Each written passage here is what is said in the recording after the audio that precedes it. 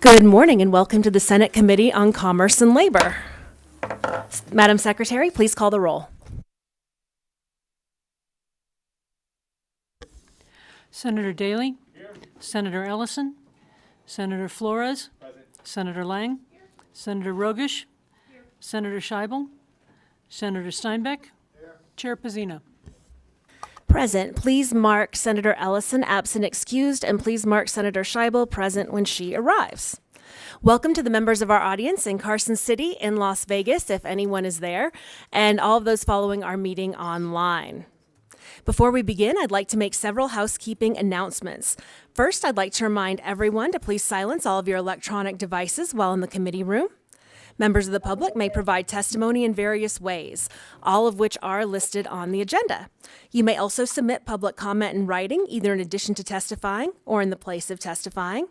And if you wish to testify in person, please sign in at the table by the door and leave a business card with our committee secretary. When testifying in person, please turn the microphones on to speak and off to listen, as we have others listening in, potentially in Las Vegas as well as online.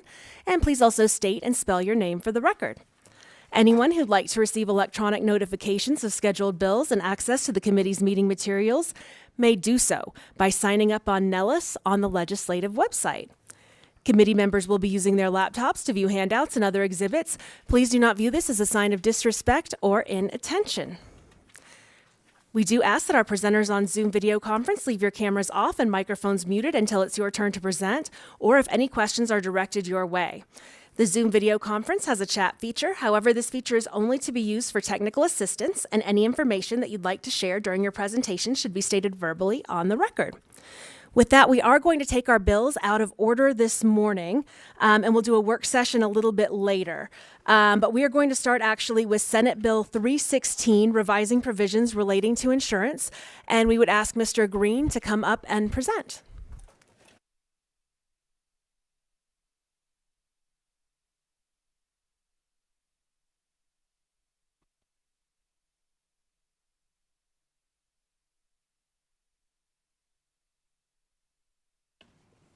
Caleb Green for the record. Is this for Bill 332 or 316?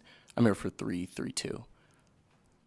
I'm so sorry. You are exactly right. Apparently, I was getting ahead of myself this morning. It is Senate Bill 332, prohibits the making of bad faith claim or assertion of copyright infringement. And Mr. Green, thank you. Obviously, my Monday morning got off to a rocky start. So thank you, and we really look forward to your presentation. No problem. If you all just indulge me, I'm going to set the presentation up for one moment.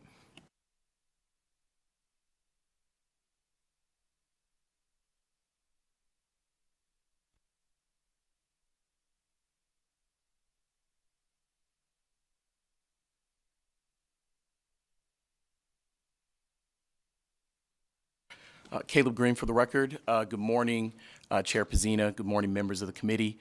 My name is Caleb Green. I am an attorney here in Nevada. I want to thank Senator Neal in her absence for sponsoring this bill. This bill addresses copyright bad faith claims and targets the practice known as copyright trolling.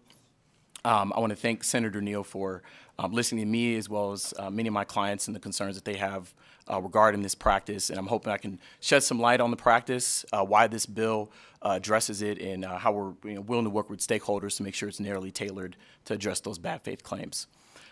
So just as an initial introduction, I recognize some of you from last year, or last session, I should say. I had another copyright bill with Senator Neal, but some of you may not know me. I'm an attorney. I work at an international firm. It has an office in Las Vegas as well as in Reno. I practice primarily intellectual property law. Went to law school, concentrated in this, so this has been my primary area of practice. Member of the state IP section, as well as the American Bar Association, the National Bar Association. Also president of the Las Vegas chapter of the National Bar Association, although I'm here in my personal capacity. I also, as I mentioned, I brought a copyright-related bill with Senator Neal last session that was well-received, and I hope this bill would also be well-received. But overall, this bill addresses bad faith claims that are brought by what we call copyright trolls. And you've probably heard of these before. Businesses, individuals that get letters from very scary letters from attorneys or other businesses saying, give us several $1,000s or we'll see you in court. and it's typically over relatively innocent or minor instances of copyright infringement, and the demands are often unjustified and unreasonable, and that's what this bill attempts to tackle. So effectively what this does is it provides Nevadans and targets in Nevada of these bad faith claims with a private right of action to be able to combat this. And it gives them another tool, at least at the state level, to combat these. As I mentioned, the bad faith copyright claims that are in this bill are determined by these non-exhaustive lists of factors, and they include common tactics that are used by copyright trolls, things like intentionally omitting registration numbers, asking for unjustified settlement demands, asking for responses in an unreasonable amount of time, or misrepresenting registration status. And this is all important, and I'll just give a brief overview. I'm sure you all are aware of copyright law, but copyright is largely governed by federal statute, Copyright Act, and it provides copyright owners with exclusive rights to reproduce works that are protected by copyright, to publicly perform them. Think about, if someone takes a original image or an original photograph, they may have copyright protection in that. There's music, sound recordings, et cetera, that may have copyright protection. Additionally, think of artistic works, things that you maybe see in the museum, a painting, a drawing may also have copyright protection.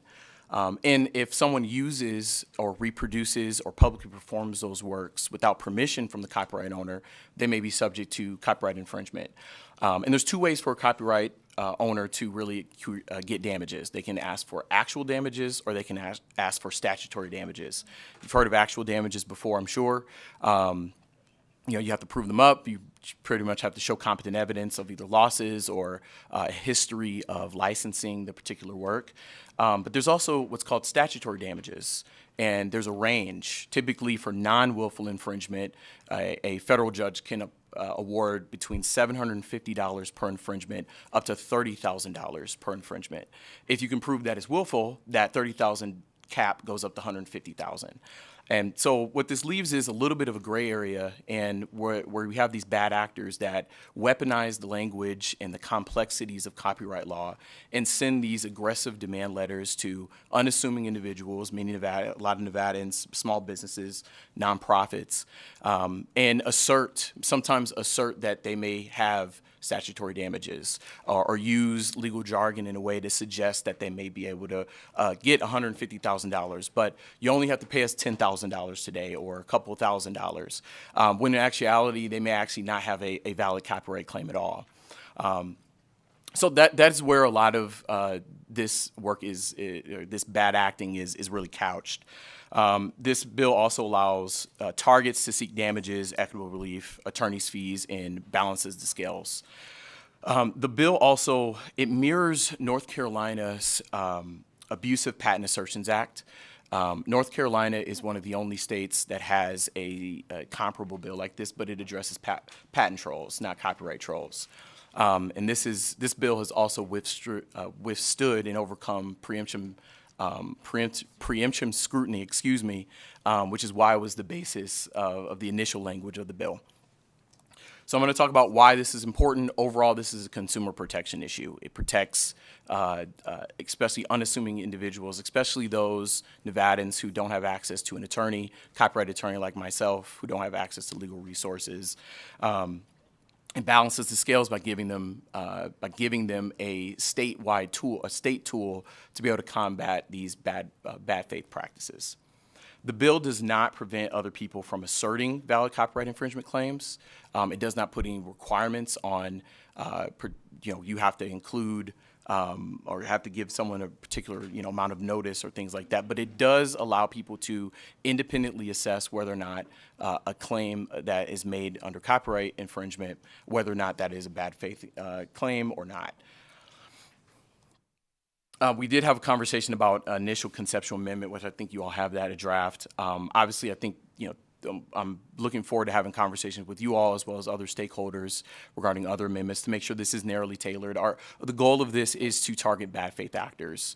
And I know there's several other stakeholders that have brought up some very good points about other areas, and I look forward to conversations with them as well as with you and answering any questions that you all have regarding this bill. So So with that, I'll turn it over to you if you all have any questions.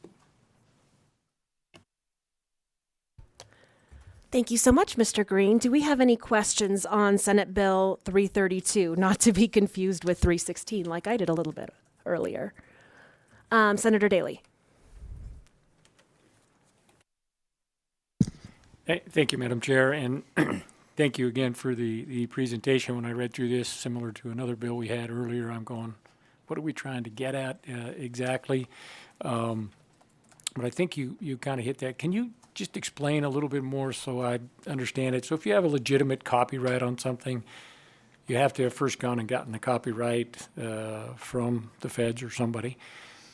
So it actually has to be copyrighted. You can't just say, hey, that's mine and I copyrighted it so you have to actually do that. And then isn't like the first step a cease and desist? You put them on warning and say, hey, stop it. You don't make demands for money right away, as I understand it. Caleb Green for the record. Great question. I'll answer the first one is regarding copyright. So there is what's called common law copyright, and then there is registering the work. So the moment someone creates a creative work that's original and tangible medium and meets these basically these three elements, you do have copyright protection. However, in the United States, if you're in the United States and you want to enforce that, to your point, you do have to get a registration. The Supreme Court addressed that several years ago. You do have to have a registration from the Copyright Office. So that is So to answer your question, yes and no. You do have copyright at common law, but really in order to enforce it in court, you do have to have a registration. So I hope that it addresses your first question. To your second question, sometimes, there's no requirement that you do have to send a cease and desist. And with copyright, oftentimes what these bad actors do is they're not just asking you to take it down. Copyright is a strict liability tort. It's kind of like, I'd like to use the example, it's like the speed limit, right? If you infringe, then you're either infringing or you're not. You're either driving the speed limit or you're going above it. And it doesn't really take into account like whether you knew the work was copyrighted or not. That comes into play when we talk about willfulness, when I talked about expanding the statutory damages from $30,000 to $150,000. So people do not necessarily have to. You could immediately go file the court if you wanted to.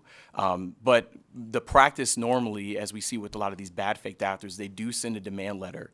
And then they kind of couch a lot of the legal jargon and language in a way to suggest that someone may owe more money to them than they actually do, and under the threat of litigation, that really pushes a lot of these unassuming, minor infringers to either, pony up money to the bad actor, or they have to go hire an attorney, which is going to cost them even more money in the end to try to resolve the matter for them. And thank you. So, are some of these I'm just thinking ahead a little bit. You have the normal deal. In order to enforce it in court, you'd have to do this. And they're using some of this language. And you use the example of speeding. I use the seatbelt law. This is either you had it on or you didn't. There's no in between, right? So you're guilty or you're not guilty on that. So are these people actually the ones that are holding or would have the claim to the copyright? Or are they just other people saying, hey, you broke this copyright, and they're implying that it will be okay if you continue, where the actual owner of the copyright is maybe even not aware? Or so are these those type of, in my words, criminals? Caleb Green for the record. Another great question. In most cases, they do have some authorization from the copyright owner. So it's not a situation where someone's asserting copyright on behalf of a copyright owner and the copyright owner is not aware. The way this works, and if I believe in, let me just point you to one of the exhibits. I believe it is Exhibit D that I submitted. It's an article that basically is a copyright troll step-by-step guide. And it's entitled Copyright Troll Step-by-Step Guide, How to Make Thousands as a Hobbyist Photographer. And this walks you through basically basically how this goes. You have a photographer or someone who owns some kind of copyrighted work, and they use tools to kind of scrub the internet And then they go hire either an attorney or they work with one of these other business enterprises that basically makes a profit from this, and they basically get a cut, which is why we see an inflated demand on these. A lot of times when you're dealing with this kind of infringement, most trial judges are going to award you lower on even if it's a registered work, around $750, $1,000. But those aren't the demands that we're seeing. We're seeing demands that are much higher. The other exhibit I provided, in Exhibit C, is an example of it's a redacted demand letter one of my clients allowed me to submit to you all. They're seeking $17,000 for simple image of a simple use of an image on a website for educational purposes. That's the kind of inflation we're seeing because those entities, while they have authorization, they're also trying to receive some kind of contingency fee on the back end. And thank you, Madam Chair. She said I could do one more, and I do have just the one more. So I'm trying to. So you implied that either you're guilty or you're not, like the seatbelt thing we were talking about. So when they're making these demands, various things, is it coming with just an implied that it's okay to continue to use it if you pay this money, or is there some type of agreement you have to enter into? Because it seems to me, if you pay it and then you come back and say, well, I never told you could keep using it, right? Are they implying that it's okay to go forward and there's no agreement or anything like that on the back end, or to allow you to keep using it for the money you paid? Caleb Green for the record. Another great question. So most of the bad actors that we're seeing that I've come into contact with, particularly, and some of my clients that when we raised this to Senator Neal, they're not offering a license. They're saying, you infringed, here's the infringement, you need to stop using it, and you need to pay us. It's not enough just to stop using it. It's not enough just to buy a license. And oftentimes we're dealing with images where there is no license. There is no licensing regime for these. And that's really, again, who we're trying to target. We're not trying to target any other stakeholders that may have hey, you use this, hey, this is infringing, hey, pay this license and you're good to go, and pull them into a license regime. But most of these bad actors are just going after a single grab and largely sending out demand letters en masse and hoping that a certain percentage pays enough so that they can make a profit.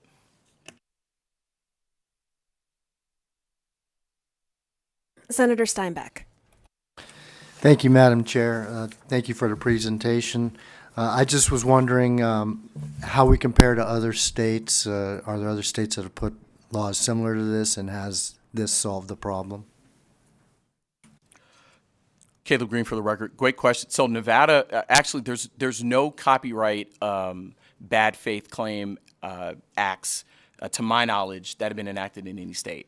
The closest we have is North Carolina's patent troll bill, which, as I mentioned, was kind of the inspiration for this bill. As I understand it, it has been well received in North Carolina. Obviously, patent trolls and copyright trolls are very different. Copyright and patent are, while this both intellectual property, they cover different subject matters. But I will say, to my knowledge, it has the North Carolina APAA, the Abusive Patent Assertions Act. Excuse me, that's a mouthful. But it has been well received. It's withstood and overcome, a motion to dismiss with regards to whether or not it's preemptive. And as I understand, they have seen a dip and at least a chilling effect on patent trolls in that state. But this would be the first in the nation, if it's passed, that we'd have some kind of copyright abusive assertions act. And so Nevada would really be leading the way with this.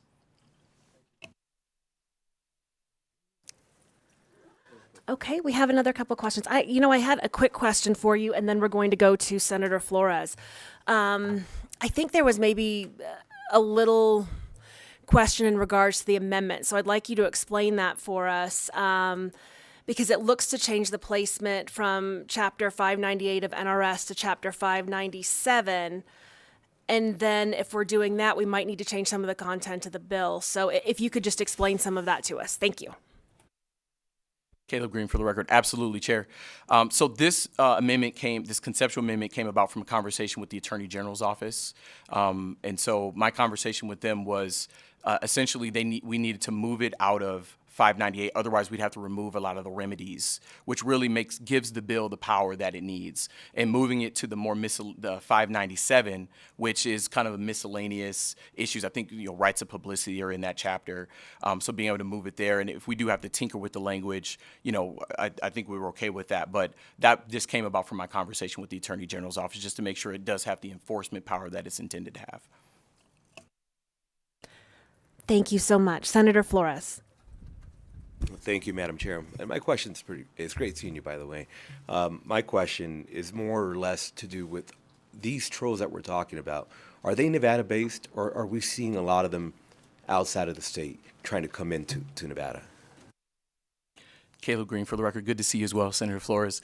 To answer your question, both. So there are, most of these, I would say, you're seeing people from out of state. So copyright law is federal based, which means there's, like, for example, I'm a copyright attorney. I practice in other jurisdictions.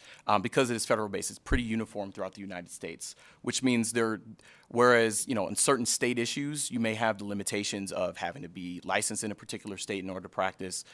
There's a little bit more leeway when it comes to this, being able to practice federally. So we are seeing more people outside of the state that are trying to enforce these, and not just in Nevada, but throughout the country. But to your point, there are firms and other entities in Nevada that have that I would say meet the definition of a bad actor. You don't have to look further than probably a decade. Righthaven, you probably heard of Righthaven before. It was a big company that basically did this all the time, and they got sanctioned. And I can provide some more information. I believe Exhibit H is a bit of a write-up on Righthaven, and you can read up on that. But there's also, there's another law firm that I'm aware of that here in Nevada that works on behalf of one of these bad actors and actually sends out the demands and facilitates the negotiations for these demands. So we are seeing it both in Nevada as well as outside. And Madam Chair, one quick follow-up. And the companies that are based out of Nevada, have you had an opportunity to speak with them? What I'm trying to get at is it known that they know exactly what they're doing and they just don't care because the law allows for it? Is that the bottom line? Caleb Green, for the record. Absolutely, that's exactly right. I've dealt with these out-of-state actors as well as some that have used firms in the state to kind of facilitate these bad claims, and they are aware, and that's the whole game. And again, I just referenced Exhibit D again. That's if you read Exhibit D, that really gives you the game plan about what copyright trolls do. You get some copyrighted works, particularly images or videos. You use a tool to kind of scrub the internet. You hire a contingency-based attorney or enterprise that'll go out and send these demands on your behalf, and you just start collecting money based upon that. And the actors as well as the copyright owners split those fees. So that's to answer your questions. Yes, they absolutely know what they're doing. This is a money grab, and why I think it's important to raise, and why I think Nevada should certainly be a leader on these particular bad faith claims. Thank you. And I think any opportunity we get to call out bad actors in the state of Nevada, we should. So I appreciate you doing this. All right. Do we have any? Okay, we have a question from Senator Rogich. Thank you, Madam Chair, and thank you for this presentation. You may have explained it, and I just didn't grasp it, but if a party does not respond to a bad actor demand letter, what happens next? Does a bad actor bring litigation, or do they eventually go away? Caleb Green, for the record. That's a great question. It depends on the bad actors. Some of them will push forward and even go as far as filing a complaint. Sometimes what they do is they will file a complaint, but they won't serve it. So if you know the legal process, that's how you start a lawsuit. You file a complaint, and then you serve it. But in Nevada, most times you have about like 6 months before you actually have to serve it. And so you can send it via email. You can send them, hey, here's a link. Hey, here's the case number. We filed this against you. We're also going to up our demand. And then sometimes they may push it forward. Now, typically, it doesn't make a lot of sense in most of these cases to push it past discovery, because then litigation just becomes way too expensive. But you will see a lot of bad actors that will push it that far. Sometimes, if you're lucky, you just ignore a bad actor and they may just go away. But you're really leaving, as a target, that's really the balance and the risk you have to take. Do I just ignore this and hope that they don't do anything, or do I risk having, a complaint filed against me? Oftentimes in a very different jurisdiction, they're threatening to file in another jurisdiction where the copyright owner is, or especially when it's online, and they may be able to make an argument of, personal jurisdiction in a different jurisdiction where you're not familiar. That really kind of can push some of these targets to feel really intimidated, and to just, I'll just pay the settlement, or I'll go hire a lawyer, which is going to cost me more money in the long run.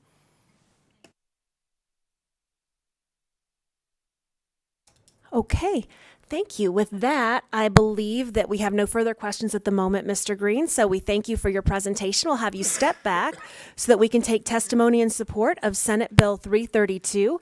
We will start in Carson City, then move to Las Vegas, and then to the phone lines.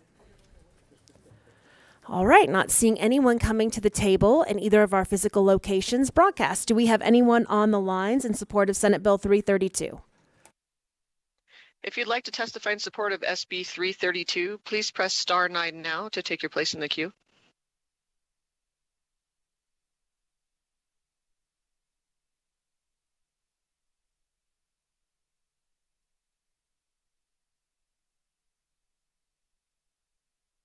Caller with the last 3 digits of 261, please press star 6 to unmute yourself.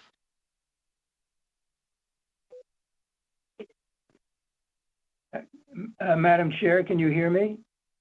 Yes, please proceed, and thank you. Good morning, Madam Chair. My name is Richard Reamer, R-E-I-M as in Michael, E-R. I am in-house counsel for the American Society of Composers, Authors, and Publishers.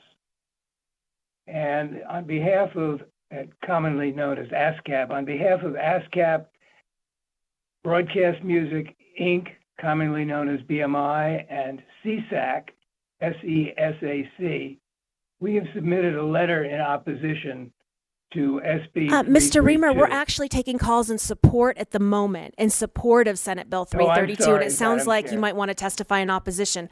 So we're going to have you come back to us in just a moment when we start taking testimony good. in opposition. But we thank you very much. And Broadcast, is there anyone in support on Senate Bill 332? Chair, your public line is open and working, but you have no more callers in support at this time. Okay.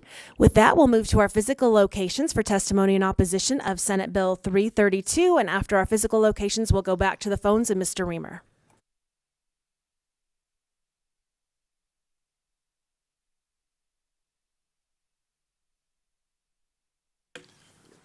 Good morning, Madam Chair, members of the committee. My name is Joe Guild.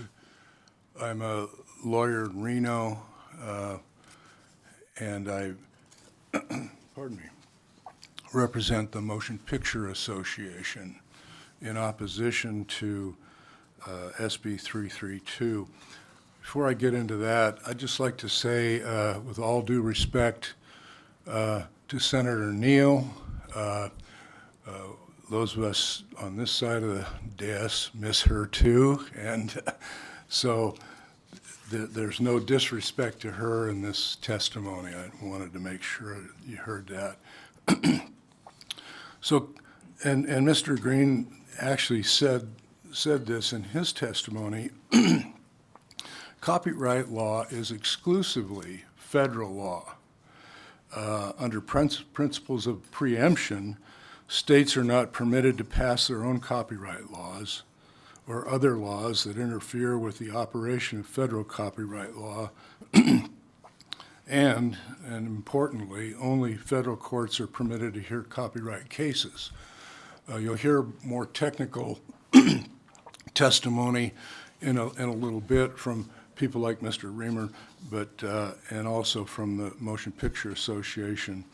But as written, this bill seeks to regulate the assertion of rights under federal copyright law by providing a state cause of action, and this would interfere with the enforcement of federal copyright laws, in our opinion. The bill appears to be motivated by practices that represent individuals who've been accused of overly aggressive and even unethical practices MPA condemns those practices, but federal courts adjudicating copyright cases already hold accountable those who engage in them. Mr. Guild, we're a little over 2 minutes, so if you'd like to go ahead and maybe complete your remarks and then make sure that they're turned into the committee secretary as well. That way we can ensure that we have everything for the committee to review. I have one more sentence, Senator. The federal courts impose sanctions. This bill also, in our opinion, sweeps much broader than the actual practices and go well beyond those in the Copyright Act on all copyright owners, including MPA's members, which have That might be a little over a sentence, but if you want to finish up for me. This is a sentence, Senator. It's a Excuse very me. long run-on one. Thank you, Oh. Mr. Guild. Finish up for me. Thank you. I'm a lawyer, I write long sentences.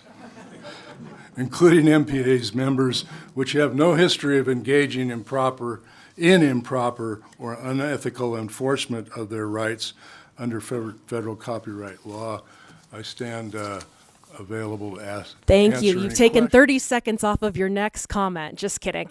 All right. Are Also- there any questions for Mr. Guild? Otherwise, I think we're good. And we thank you so much for your testimony. And do make sure all of your comments are provided to our committee secretary to ensure that the entire committee has the opportunity to review. Mr. Green and I spoke, and I'd be happy to visit with him about these potential amendments. Thank you. Thank you so much. All right, so we've heard from the Motion Picture Association, courtesy of Mr. Guild. Do we have anyone else in our physical locations who'd like to testify in opposition of Senate Bill 332?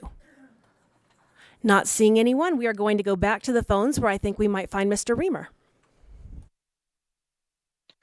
If you'd like to testify in opposition of SB 332, please press star 9 now to take your place in the queue.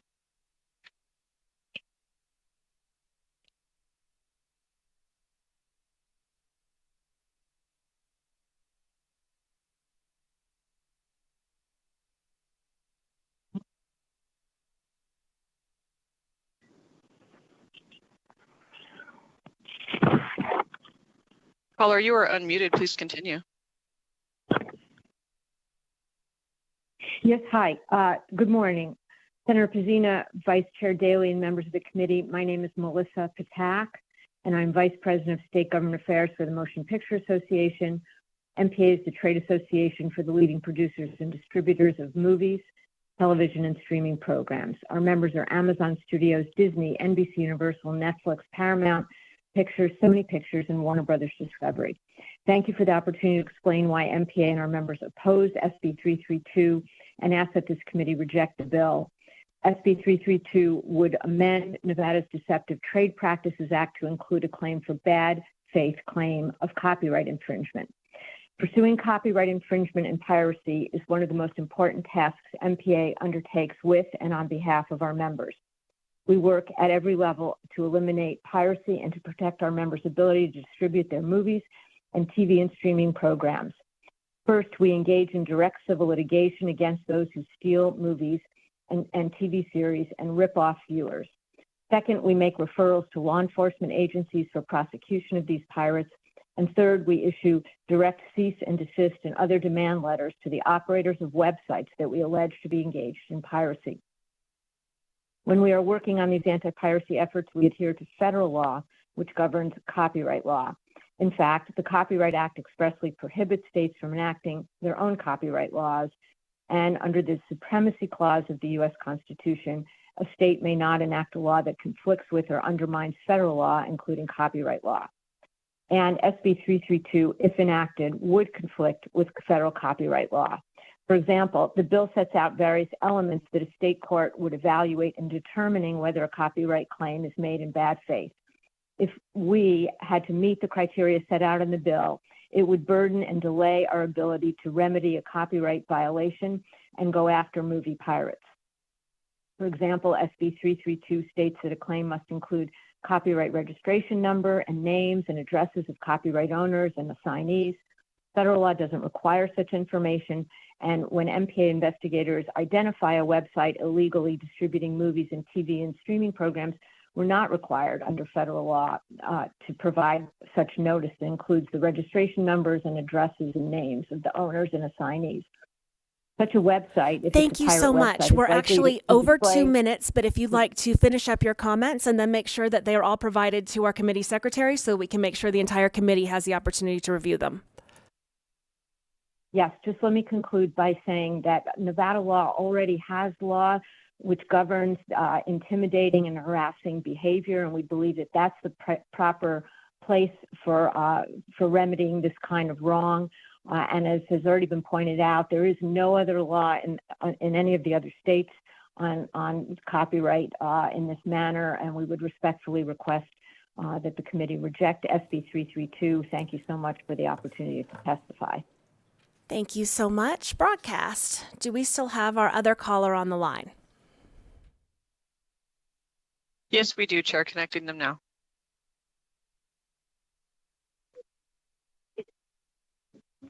Madam Chair, this is Richard Reamer. Can you hear me?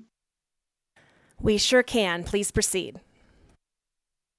Well, thank you, Madam Chair. As I tried to indicate earlier, and apologies for doing so out of turn, I'm an in-house counsel for the American Society of Composers, Authors, and Publishers, ASCAP.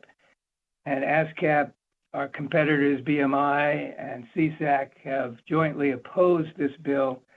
We've already heard that it's preempted by federal law. I was surprised to hear Mr. Green say that he thought that it had already sustained attacks made on preemption grounds. I'm aware of no such attacks that have ever been able to preempt federal copyright law.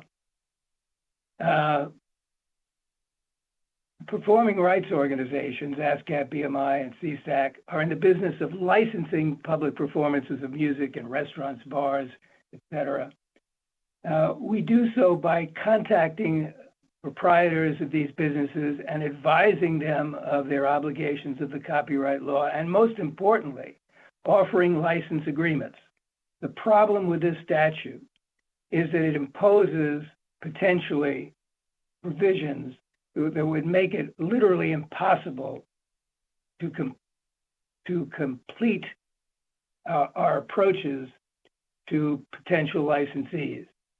And by that, what I mean is when a statute attempts to prevent or require, for example, identifying the manner in which a particular copyright has been infringed, we're licensing on a blanket basis, literally millions of musical compositions.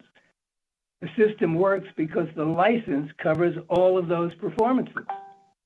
And to the extent that this bill might impede those licensing efforts, the only alternative is a lawsuit, and nobody wants that. So for those reasons, we think the bill, as it stands, really does not satisfy the requirements of federal law, and therefore would clearly be preempted under the Supremacy Clause. If there are any questions, I'm happy to answer them. Thank you so much. We've gone a bit over our 2 minutes, but we really thank you for your comments. And broadcast, is there anyone else on the phone lines who'd like to testify in opposition of Senate Bill 332? Chair, you have no more callers at this time. Thank you so much. And with that, we will move to testimony in neutral on Senate Bill 332 and invite anyone up to our tables in our physical locations, and then we'll move to the phones. And seeing no one coming to our tables in Carson City or Las Vegas, broadcast back to you. Anyone on the phones who'd like to testify in neutral?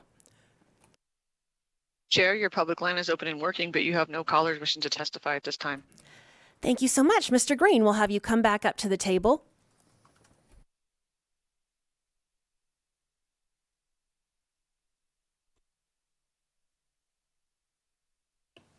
Caleb Green for the record. Just a few notes in closing. First of all, the intent of this bill is to stop bad actors and not good stewards of copyright claims. So I look forward to conversations with Mr. Guild and Mr. Reamer on a way to make sure that this is narrowly tailored so that they don't feel like this is caught in the wake. They're certainly not I would not represent their clients as to be bad actors. They're certainly good stewards, and they're not the intent to be the intent target of this particular bill. I do want to address the preemption issue, if I may, for just a moment.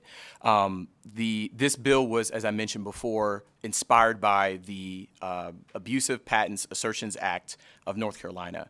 I believe I include that as an exhibit. Exhibit I, which I believe I submitted last night, is the motion to dismiss, wherein the federal court in the Middle District of Tennessee addressed the issue of preemption and said that the APAA does not preempt.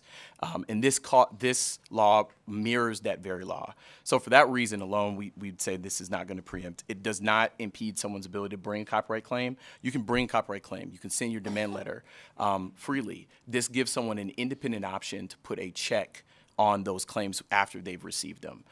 So it is very different. It is not impeding that. It is also subject to the same level of scrutiny or standard of proof as a claim for copyright infringement, which would be preponderance of the evidence. So it's not facially preemptive.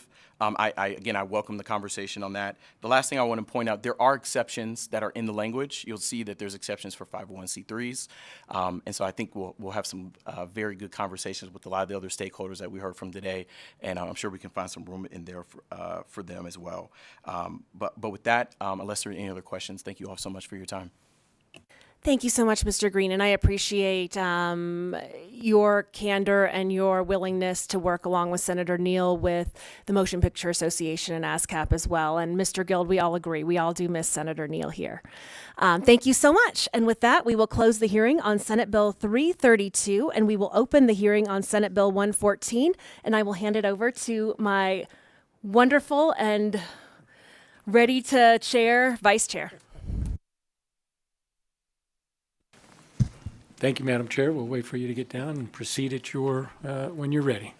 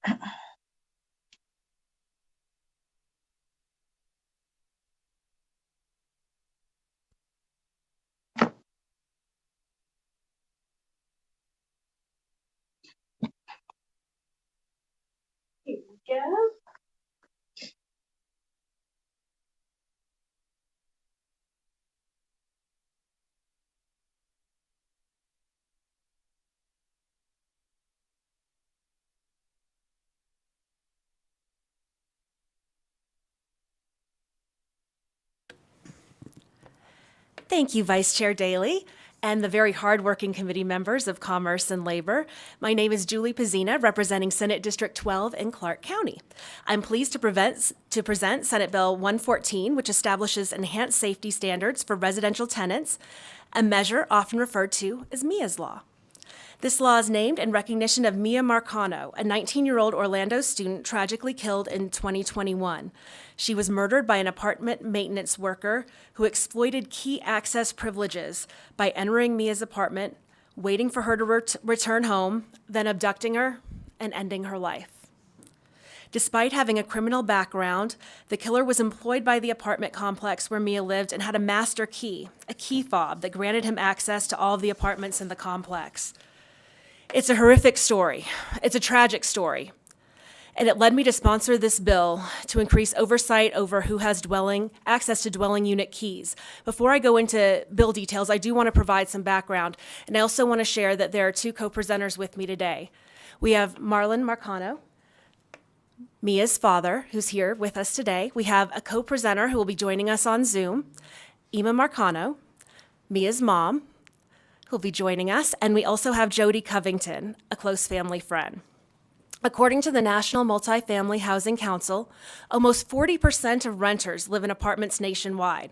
Nearly 6 million single women reside in apartment households. About 40% of Nevadans live in rental housing, with a significant portion residing in multi-unit apartment structures. Typically, landlords provide the key to a renter's apartment, but also keep a copy or have a master key to be able to access the property in case of emergency, for maintenance or when the renter vacates the unit and does not return the key. You may currently live or have previously lived in an apartment complex. If not, just imagine yourself renting an apartment in such a complex. And then imagine that that complex has an employee with access to your master key. And that employee has a criminal background for a violent crime. How would you feel about that? If the landlord of Mia's apartment complex had completed a background check of the employee who later became Mia's murderer, he probably wouldn't have been given access to that master key. I think the landlord of an apartment complex should at least know the criminal backgrounds of applicants before hiring a person for a job with access to master keys. Currently, Nevada does not have a comprehensive standard for conducting background checks on applicants for a job in an apartment complex that would have that access to the master key, and this creates a potential vulnerability for residents. Following the tragic death of Mia, Florida was the first state to pass Mia's Law, followed by Virginia. These states now require criminal background checks for certain job applicants and establish other policies to keep tenants safe.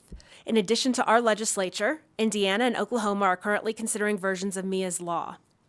I'd also like to share that I became aware recently that a similar case happened here in Carson City where we sit, back in 1982. Sheila Jo Harris, after only 5 days in her apartment, unfortunately suffered a similar fate to Mia, and her family has reached out and has a representative here today as well. Senate Bill 114 adds a new section to Chapter 118A of the Nevada Revised Statutes relating to landlord-tenant law. The bill's provisions apply to a landlord of a premises comprised of more than 200 dwelling units on a single property. These landlords must establish a policy requiring applicants for certain positions to undergo a criminal background check as a condition of employment. I want to emphasize, only applicants for jobs that entail access to unit keys must complete the background check. Applicants for jobs without access to keys are not required to do this. This bill also requires a landlord to establish written policies and procedures relating to dwelling unit keys. These include the storage, issuance, return, and security of these keys, and, depending on the key system used by the landlord, policies and procedures concerning the usage and deactivation of dwelling unit keys, which is necessary for keys that have an electronic mechanism. Finally, landlords must maintain a log that accounts for the issuance and return of each dwelling unit key. To give the bill teeth, it requires landlords to provide proof of compliance with the bill's provisions when so requested by the Real Estate Division of the Department of Business and Industry or by a law enforcement agency. Finally, I want to mention that in subsection 4C of page 2 of the bill, financial institutions as well as real estate brokers and salespersons are excluded from the definition of landlord. The bill's provisions do not apply to those institutions or professionals. And I'd like to hand this over to Mia's family and friends right now. Let's start with Ema. Thank you so much for joining us today over Zoom. Good morning, everyone. Good morning, Chair and members of the committee. My name is Ema Scabriel. I am the mother of Mia McArdle. Before Mia became a headline, before she became a movement, she was my daughter, my only daughter, my sunshine. Mia was 19 years old when her life was taken from her. She was a student at the University of Central Florida, studying hard with dreams of becoming a sports medicine doctor. She loved athletics, especially American football. She was fascinated by how the body worked, how strength, recovery, and science came together in athletes. She talked often about one day working with professional sports teams. But Mia wasn't just smart, she was vibrant. She was confident, creative, stylish, and so full of life. She had a unique blend of beauty and depth that made her stand out without even trying. She had a gift for dance, an elegant yet energetic way she expressed herself. She would walk into any room and light up with her smile. She was the kind of young woman who had both grace and grit. Mia came from a rich cultural background. She was proudly from the U.S. Virgin Islands and Trinidad and Tobago, and she embraced both sides of her heritage. She carried that Caribbean warmth in everything she did, joyful, polite, grounded. She loved traveling, spending time with family, and she had an adventurous spirit. She was also so deeply private. She valued her space, her boundaries, and her peace. Mia was especially close to her older brother, Marlon McArdle Jr. Their bond was unbreakable. She leaned on him for everything, laughed with him, cherished their sibling connection. She was also very close to many members of her family on both sides. Her cousins, aunts, uncles, grandparents, everyone just adored Mia. They often described her as the light of the family. She brought us together. She made everything brighter just by being there. She was very loved, not just by her family, but by friends, classmates, co-workers, anyone who got to know her. She was very responsible, respectful, and mature beyond her years. And she never ignored her phone whenever we called. That's how we knew something was wrong on September 24th, 2021, the day Mia went missing.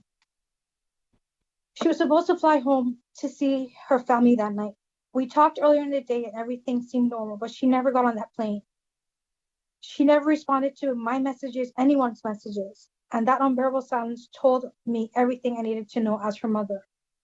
Days later, my daughter was found murdered by a maintenance worker who had unfettered access to a master key, someone who with a history of inappropriate behavior, someone she did not invite, someone who would have never had the right to enter her home.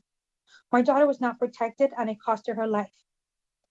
What happened to Mia is not just my personal tragedy. It's a public safety failure. No parent should have to go through what we went through. No family should have to bury their child because basic housing protections were not in place. This is why we need Mia's law, not just in Florida or Virginia, but here in Nevada and everywhere else that people live, rent, and deserve to feel safe in their homes. Mia's law would require background checks for maintenance workers and anyone with unsupervised access to resident units, a system of accountability and control of master keys, and a transparency for tenants so they know who's coming in and out of their living space.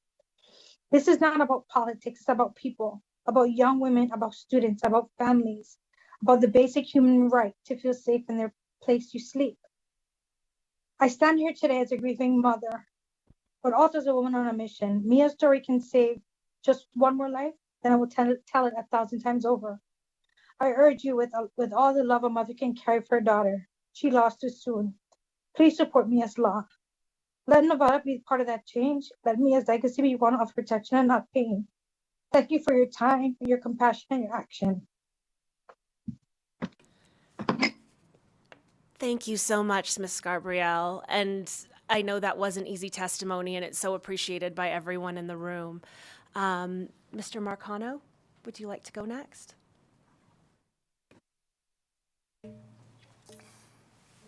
Good morning, and thank you for allowing me the opportunity to speak today. My name is Marlon Marcano, and I am Mia's father.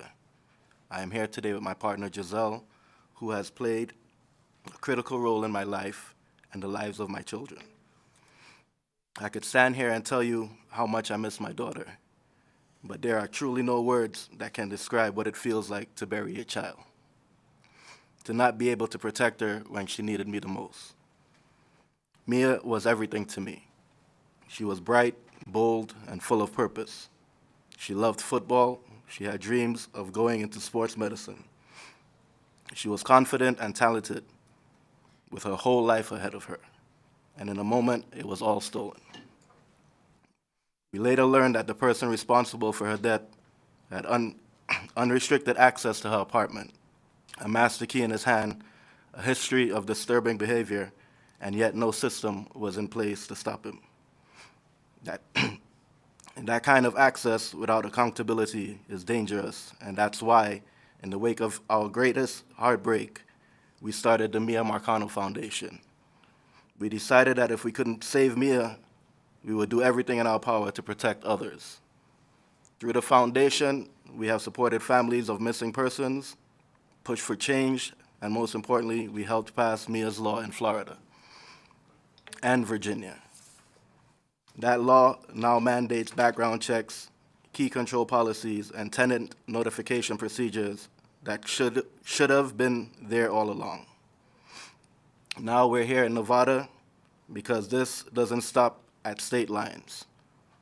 We're not just fighting for Mia, we're fighting for every daughter, every sister, every student, and every resident who deserves to feel safe at home.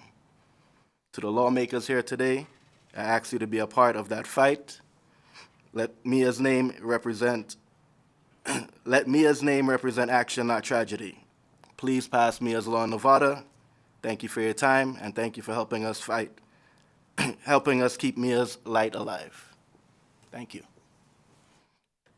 Thank you so much for sharing. And we're going to have a friend of the family speak now, Ms. Covington.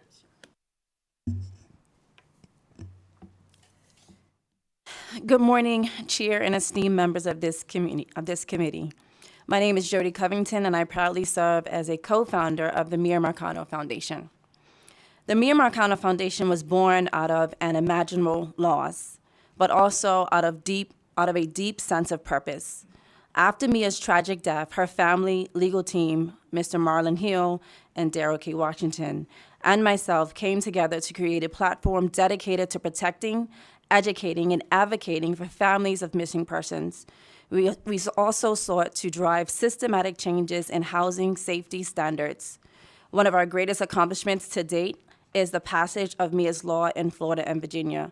Thanks to the tireless efforts of Mia's family, supporters, and legislators, those states now have laws in place that require thorough background checks for maintenance and housing staff, mandate controls and documentation of master key usage, increased transparency between landlords and tenants regarding access to their homes. These laws aren't just a legislative win, they are life-saving policies.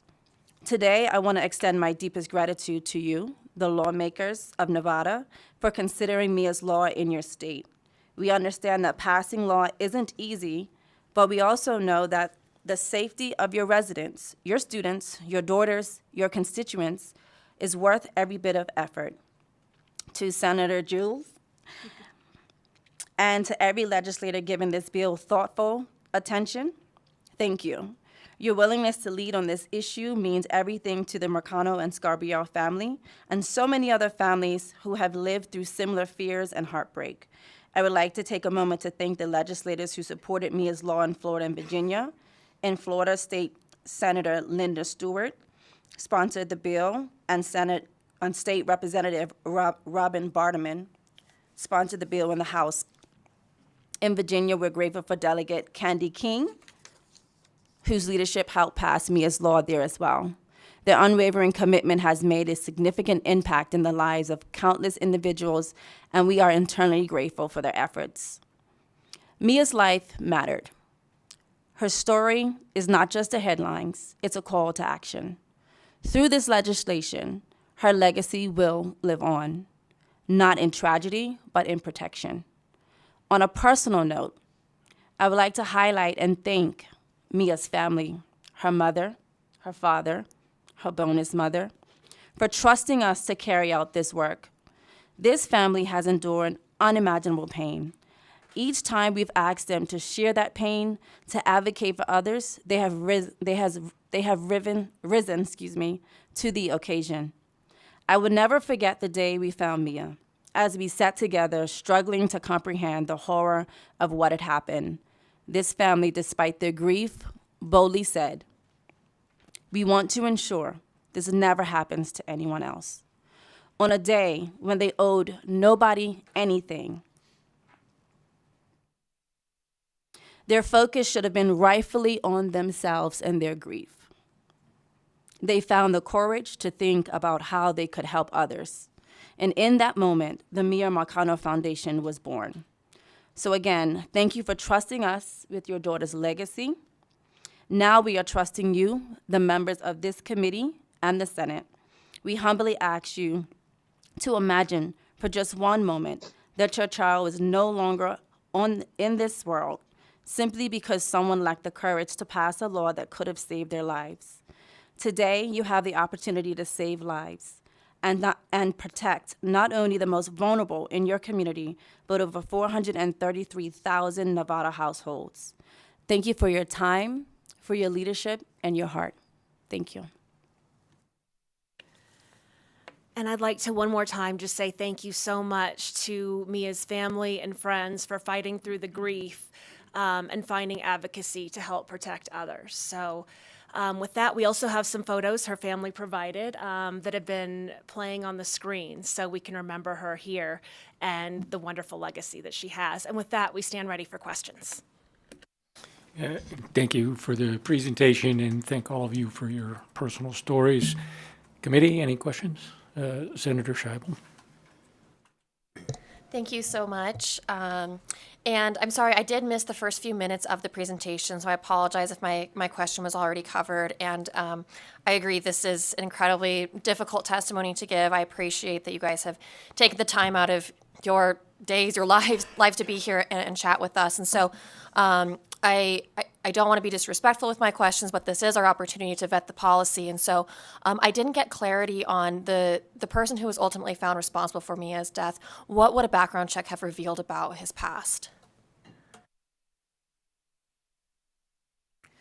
Thank you for your question. And we know you have to act, so no apologies necessary. Oh, sorry, Jody Covington for the record. So with the gentleman, I don't even like to say his name, that committed this horrible act, he had previously had a felony on his record. He actually detonated some sort of bomb device at a school before he even got this job here. This was very clearly defined in his background, and he still was hired and given unfettered access to college students' housing. Thank you for clarifying that, and that's really incredible in like the true sense of the word. Hard to believe that that could happen. So thank you. Senator Steinbeck.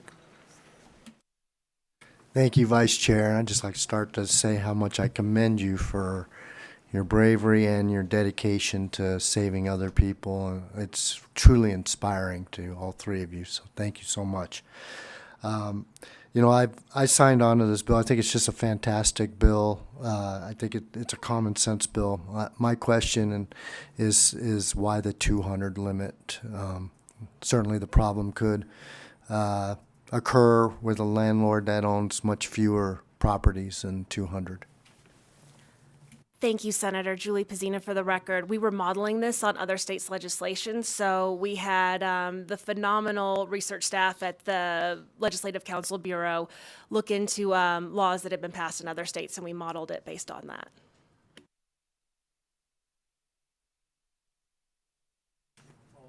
Do you have a follow-up? I don't have a follow-up, just a comment that I'd like to consider going past what other states have done and make Nevada even safer. Committee, any other questions? Not seeing it at this time. I do not have any, so thank you. If you want to sit back, and we'll go to testimony in support, both here in Carson or Las Vegas.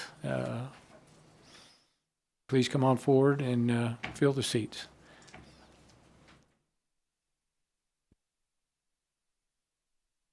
And we'll start here in Carson City.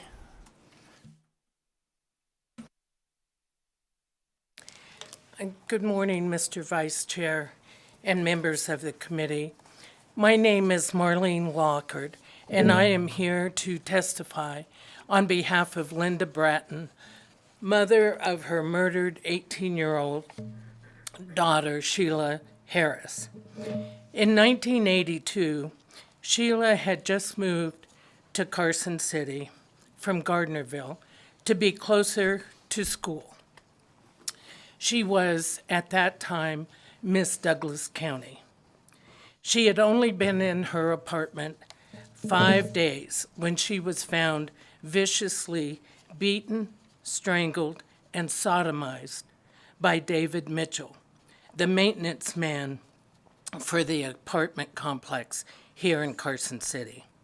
She was found by her mother.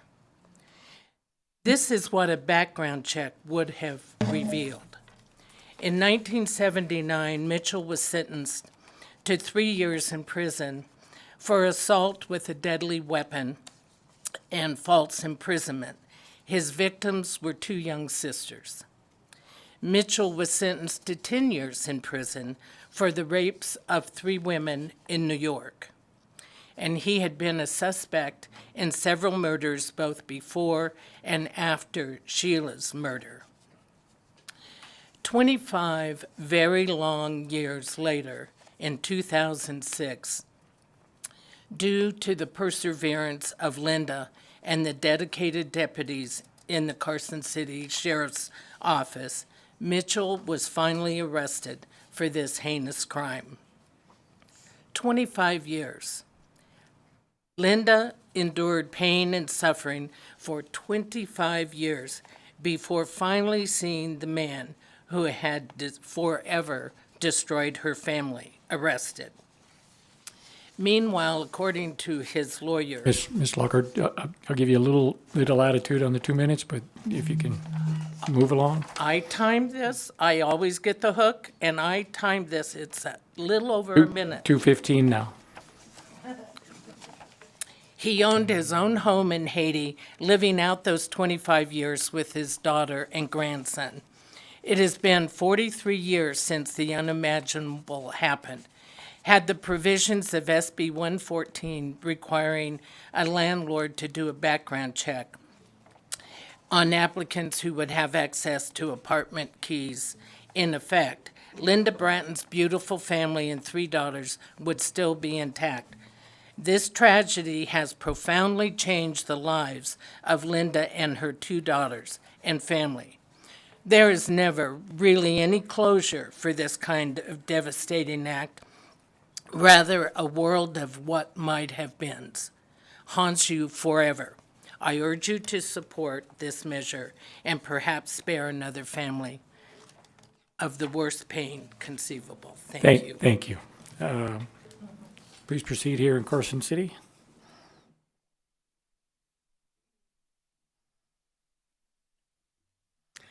Hello, Chair and Council. Jessica Glover, JESSICA GLOVER.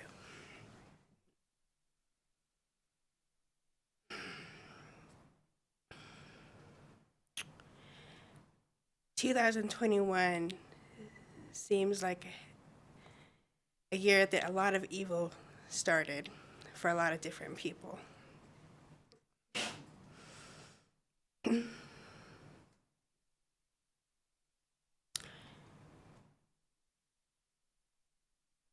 I've gone through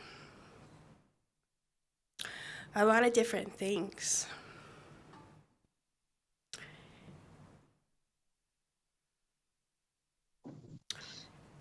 As a child of God,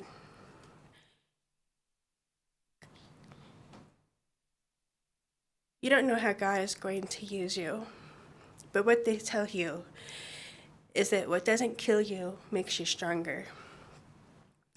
In 2021, I started getting stalked and harassed. My stalker thought because they had the finances, the resources, and friends and family and law enforcement, that they could pay individuals, including my maintenance man, to come in my home and place cameras in my home to know when I was leaving, what I was doing, who I was talking to, in the most intimate places of my home.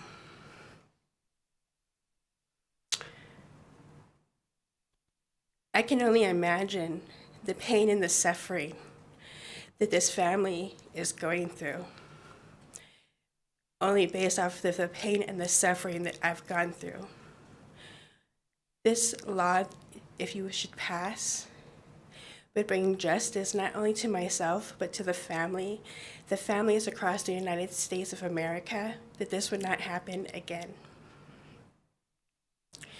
Nobody deserves to be tortured in their home, their safe place. Thank you. Very good, thank you.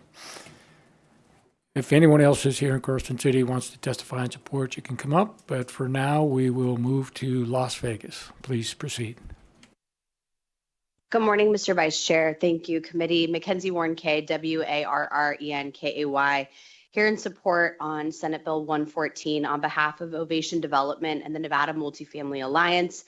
Just for a quick context, Ovation's built 53 apartment communities consisting of more than 12,000 units across Las Vegas.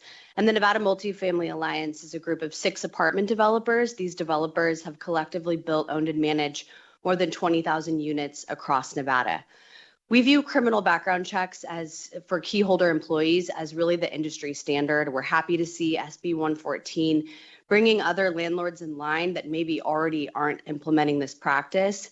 Maintaining a key log is also something Ovation and NMFA members already do, and we're really happy to see this requirement codified in NRS. On a personal note, I spent my entire 20s as a single woman living in apartments. This story certainly strikes a personal chord. Thank you, Chair Pazina, for bringing it and Mia's story to Carson City. Residents have a right to feel safe and secure in their homes. Landlords play an important role in safeguarding that right. Happy to support Mia's law, and we urge your support this morning. Thank you. Thank you. Seeing no other testimony in our physical locations broadcast, do we have anyone in support on the phone lines? Chair, your public line is open and working, and you have no callers at this time. Okay, thank you. At this time, we'll go to testimony in opposition, either here or in Las Vegas. Seeing none, do we have anyone on the phone lines broadcast in opposition? You have no callers at this time. Thank you.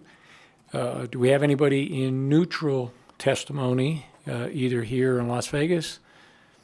Broadcast, I'm assuming we have no callers at this time, but you'll double check. Yes, Vice Chair, you have no callers at this time. Excellent, thank you. Madam Chair, if you want to come up and give any closing remarks, we'd be happy to hear it.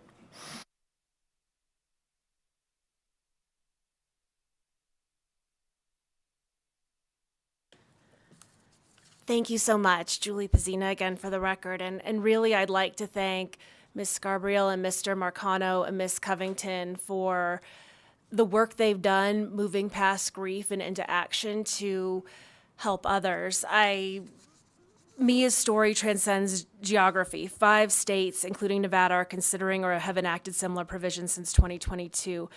By passing this bill, we honor victims through prevention and give every resident confidence to say, my home is my sanctuary. And I would also like to thank Ms. Lockard for sharing Sheila Jo Harris's story today. And please think of Mia and please think of Sheila Jo when you think of this bill. Thank you so much. Thank you for the presentation. So at this time, we will close the hearing on Senate Bill 114, and we will hand the gavel back to the chair when she gets back up.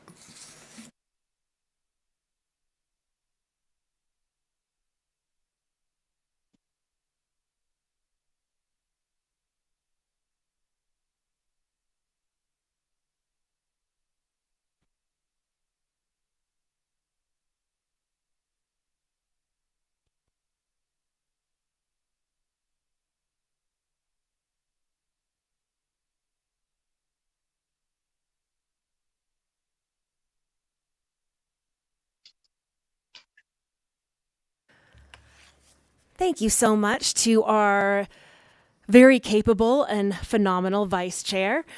We do actually have a number of BDRs that have come up for introduction. So we're going to vote for those right now. Committee members, as you know, throughout the session, we and other committees are asked to introduce committee bill draft requests or BDRs to begin the bill process, assign a bill number, and get it referred to committee. Your vote to introduce a committee BDR is not an indication of any support. It's really just to get the process started. And with today being a deadline day, you can imagine a number are coming through. So with that said, we have BDR 10-514, revises provisions relating to landlords and tenants. We have BDR 55950, revising provisions relating to electricity. We have BDR 55-951, enacting provisions relating to internet consumer lenders. We have BDR 55-974, providing for the licensure and regulation of merchant-acquired limited purpose banks. And we have finally BDR 58-1032, revising provisions relating to drivers who enter into an agreement with a transportation network company. Move to introduce all 6 BDRs. Second. Oh, look at that. We do have another one.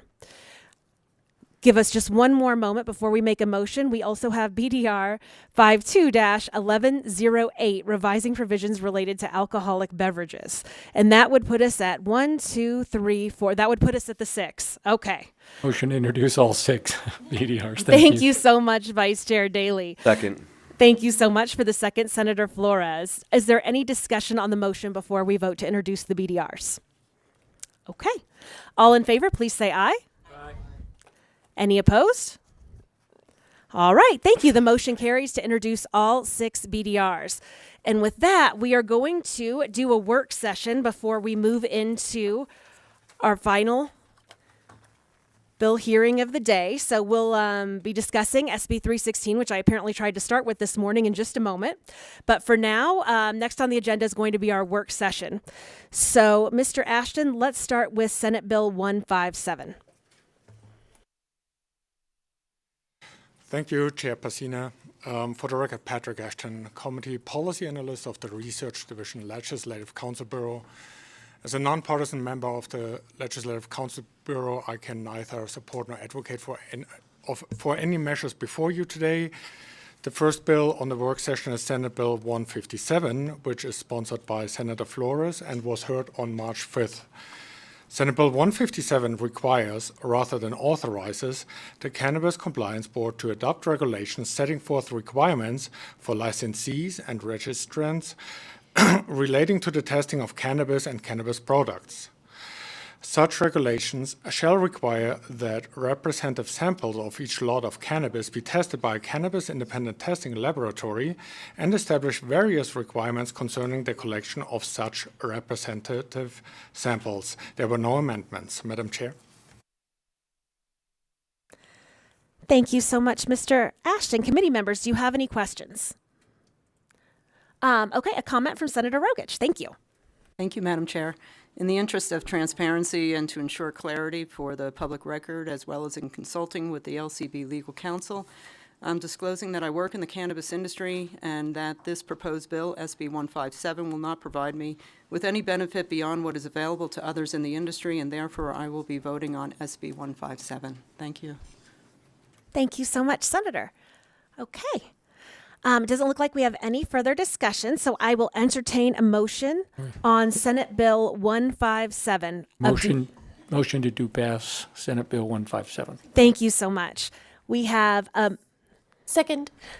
a motion from Vice Chair Daley and a second from Senator Scheibel. Is there any further discussion? Okay. Not seeing any. All in favor, please say aye. Aye. Aye. Any opposed, please say nay. All right, thank you very much. The motion carries on Senate Bill 157, do pass. All right, Mr. Ashton, that will move us to Senate Bill 165.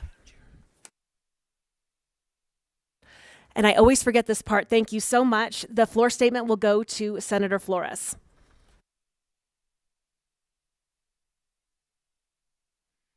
For the record, Patrick Ashton, Research Division, LCB.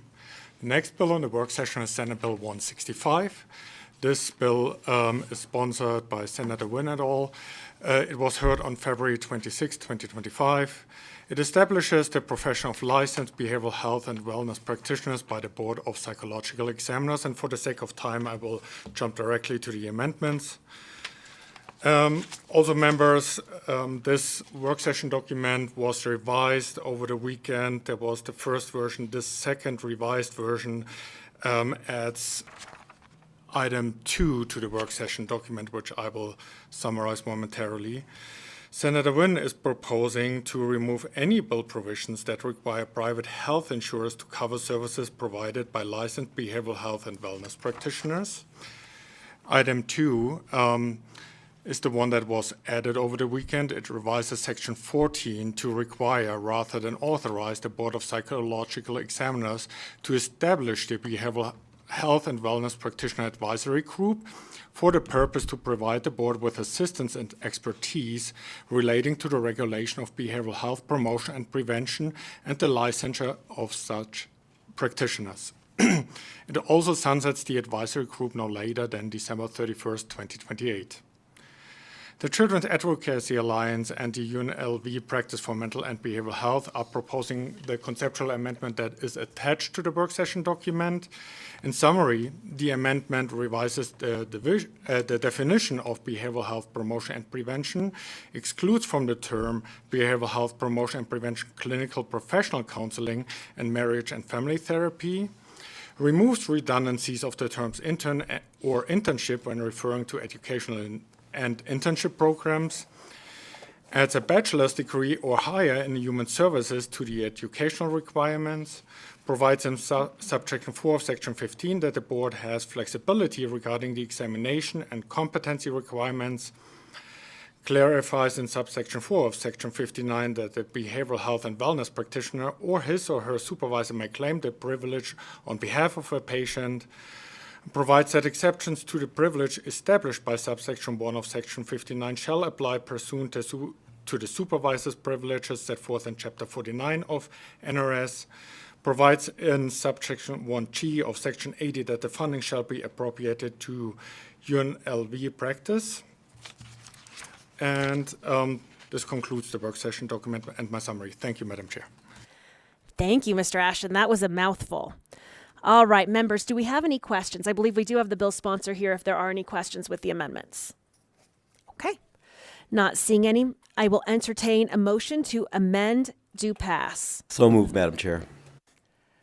Okay, we have a motion from Senator Flores. It sounded like a second maybe from Senator Lang. Okay. Do we have any more discussion? All right, all in favor, please say aye. Aye. Any opposed? Thank you so much. The motion carries on Senate Bill 165, amend do pass, and we will assign Senator Wynn the floor statements. And with that, Mr. Ashton will move to Senate Bill 189. Thank you, Chairperson. For the record, Patrick Ashton, Research Division, LCB. SB 189 was heard on March 12th. It provides for the regulation of the practice of genetic counseling by the Board of Medical Examiners and requires the board to adopt certain other regulations regarding the licensure and practice of genetic counselors. Physicians or physician assistants may engage in genetic counseling without obtaining a license as a genetic counselor. Amendments. Senator Rogich proposes the following conceptual amendments to terms used in Section 4.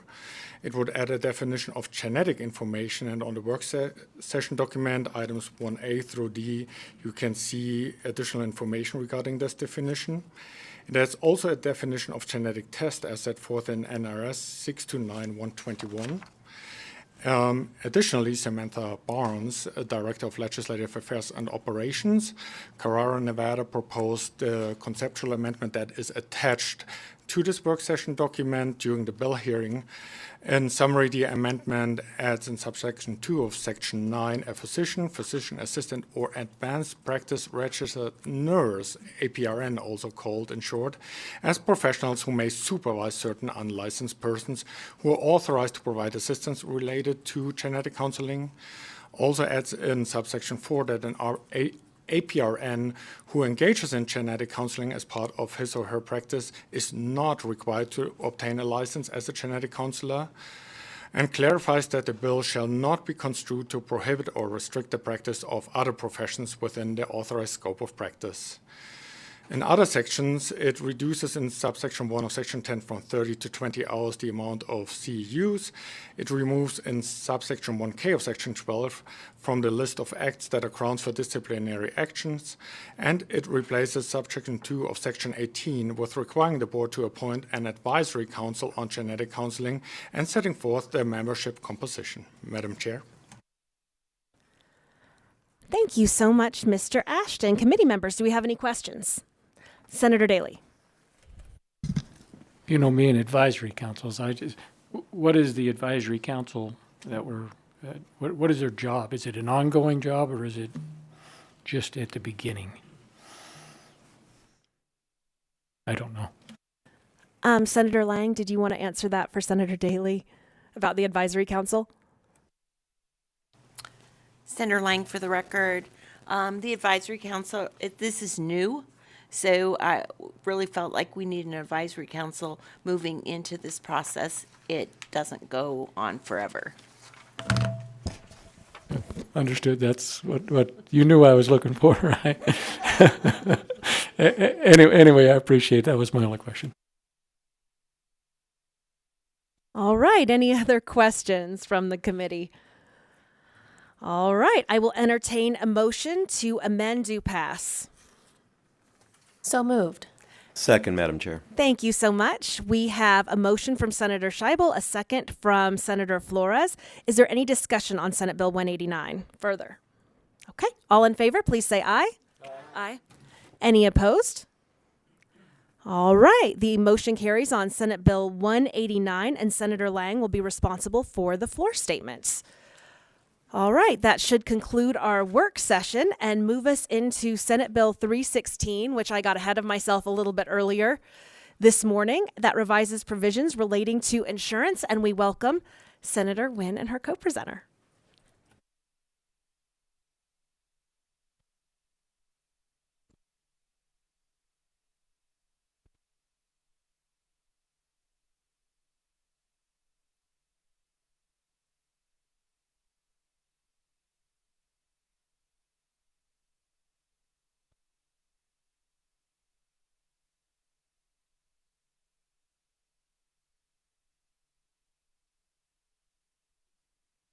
Thank you, everyone, and good morning. It is busy deadline day, so I appreciate you guys taking the time to hear our presentation on Senate Bill 316.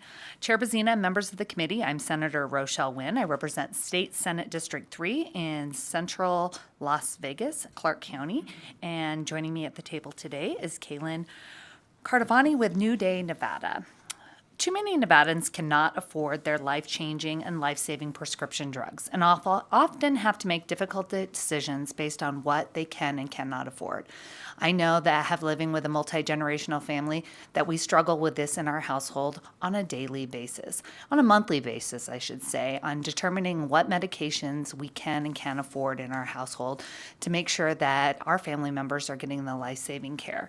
I know a lot of times I talk about what the origin of bills are established from. And for me, like my family and many Nevadans, this is something that we have to struggle with on a day-to-day basis on what medications we're able to take, what medications are prescribed and by our doctors, and what we can actually afford to take.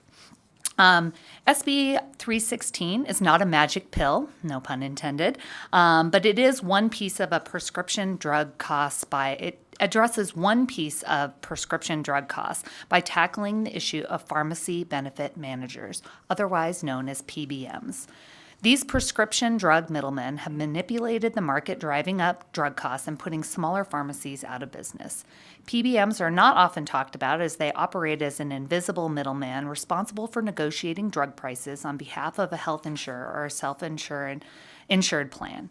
These drug prices are intended to benefit patients and employers, but are no longer what is happening. We've seen our drug costs rise while large corporate PBMs profit off the negotiations meant to serve all Nevadans. I'm going to kind of give some background information for the committee members. I know a lot of people are familiar with this, but I know a lot of people are not. So how do PBMs extract money from patients? Just 3, I'm going to point that out, just 3 PBMs, CVS, Express Scripts, and Optum Rx control 80% of the prescription drug market. That is 3 PBMs. Most people are familiar with those if you have any medications that you are receiving because you've either gone to a CVS, you've done mail order through Express Scripts or Optum Rx. Again, they control 80% of the prescription drug market. Throughout the years' consolidations, the largest PBMs either own or are owned by the nation's largest health insurers. Here's kind of a breakdown of those 3, the top 3 that control 80%. Aetna owns CVS, Cigna owns Express Scripts, and United Healthcare owns Optum Rx. Negotiating on behalf of health plans, employers, and other payers, PBMs extract billions of dollars from pharmaceutical manufacturers each year and pass those costs on to the consumers. To put a number on that, in 2023, rebates, discounts, and other payments made by manufacturers of prescription drugs to PBMs reached $356 billion. Those rebates are not getting passed down to the patients to lower their prescription drug costs. Not only are we seeing the manufacturer rebates and discounts going to boost PBM's bottom lines, but health insurance parent companies that also own these PBMs have moved to plan designs with large out-of-pocket cost-sharing arrangements like high deductibles and coinsurance. I think a lot of people are familiar. They probably have plans like this themselves, especially a lot of our very small business owners, as well as most of our constituents. They will hear that they feel like they have insurance plans that have high deductibles. I know at one point I had a deductible plan for my small business that I had to meet a $25,000 deductible before I was even covered by my insurance. What data do we have to prove this? As PBMs and drug costs are getting studied, we have learned a lot about the practices of PBMs. Studies have consistently shown that PBMs' profits are accounting for an increased share of the healthcare market. The majority of negotiated rebates are not making their way to patients, and vertical integration of health insurers, PBMs, pharmacies, and providers is consolidating the market share and eliminating patient choice and driving out independent, community-based providers.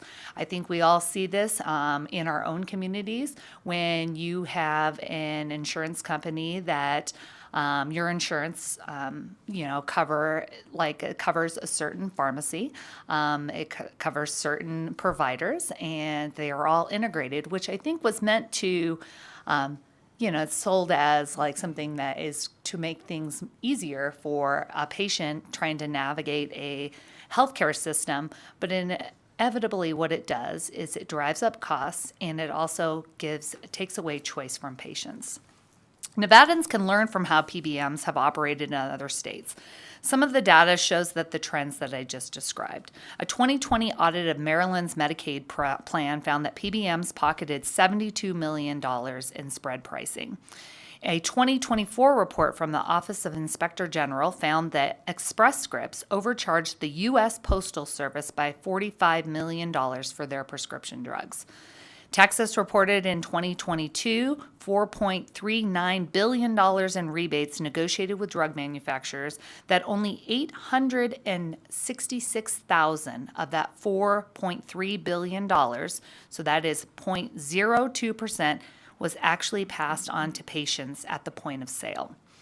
A February 2025 report from the Department of Veterans Affairs, Office of Inspector General, found that the VA overpaid United Health Group, which owns Optum Rx, more than $1 billion between 2020 and 2024.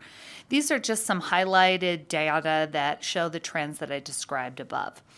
On February 20th, 2024, a bipartisan group of 39 state attorney generals, including Attorney General Ford, submitted a letter to Congress expressing concerns that PBMs are profiting at the expense of patients, employers, and government payers. Lastly, the Federal Trade Commission is also actively investigating these practices. Again, it does not matter if you are from a blue, red, or purple state like Nevada, if you are rural or urban, whether or not you have commercial insurance or Medicaid, PBMs are costing all of us, including our state budgets, the bottom lines of our small businesses, and the pocketbooks of our families across the state of Nevada. How does Senate Bill 316 help Nevadans save money on prescription drugs? Before I have Kaylin walk you through the provisions of this bill, I want to explain how this bill will help Nevadans save money on prescription drugs. I think a lot of times we want to hear, yes, we know there's a problem. Yes, you've highlighted some of the issues that we know we all face on a day-to-day basis, but what will this bill do, and how will our constituents and how will we feel this difference? First, this bill reforms the way PBMs are compensating, allowing them to continue to negotiate drug prices, but putting guardrails on how much profit they can make from patients or employers.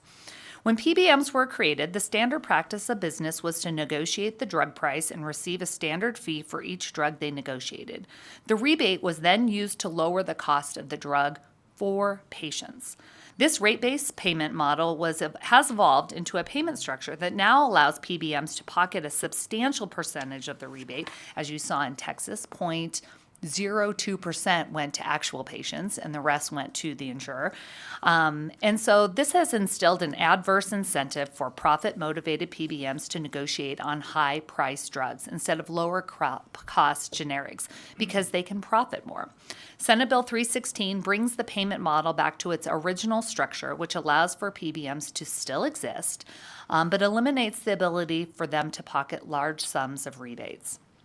Second, we are strengthening the existing good faith and fair language, our fair dealing language that we passed in previous legislative sessions.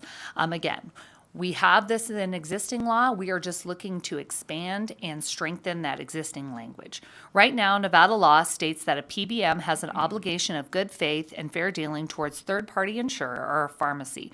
We are adding language to ensure that they also have an obligation to the patient, so that priority of their obligation is to the insured patient. So bringing in that patient piece, I think, is really crucial to making sure that our legislative intent and our dealings and our interactions moving forward with PBMs is to ensure that patients are a part of that conversation, where surprisingly they are not. Third, we are building on the PBM compensation reforms and stronger duty of care provisions to ensure that negotiated drug price savings go to the benefit to the patient. Again, what is first and foremost in all of this piece of legislation is that the patient is put first and that the patient is going to start seeing those discounts on their prescription drugs. This bill will require that 100% of the rebate, minus agreed upon fees and other required reimbursements, go to the benefit of the patient either at the point of sale at the pharmacy counter or through lowering their out-of-pocket cost-sharing obligations with their health insurer. This is where this bill will really have its impact. Patients, when they go to when they have their insurance and they know what they're going to be responsible for their deductible, they will see an decrease in the amount that they are responsible. When they are going to pay for their prescription drug, they will see a decrease in how much they are going to have to pay for that. There's just simply no reason patients should be paying more for their prescription drugs than their PBM is. Senate Bill 316 will provide much-needed transparency. This bill also requires a report from the health insurance carriers and PBMs that will shed light now on how PBMs benefit from manufacturer rebates and discounts over patients. Lastly, this bill protects pharmacies and patient choice. This bill will protect pharmacies from being discriminated against if they are not affiliated with a pharmacy with a PBM, which will also ensure patients can use a pharmacy of their choosing. Patient steering has become such common practice for PBMs to lure and require patients to use their internal pharmacies that they either own or are financially affiliated with. For me, this is no more apparent. I used to go to the Smith's Pharmacy right next to my house to fill all of my prescriptions for my family and for my children. I have a relationship with that pharmacist that is at that pharmacy. She knows my family. She knows my dad. She asks how he's doing, if he's taking his medication, how the new diabetes medication that he's taking, how is he responding to it? Is he having any side effects? She knows about my children. She's seen them grow up from the time that they were seeing a pediatrician and having things like croup to, where they are now, helping grandpa at the pharmacy pick up his prescriptions. There was an incident where I had one time where my pediatrician inadvertently gave an adult dosage for my medication. And when I came into the pharmacy, the pharmacist was the first person to point that out.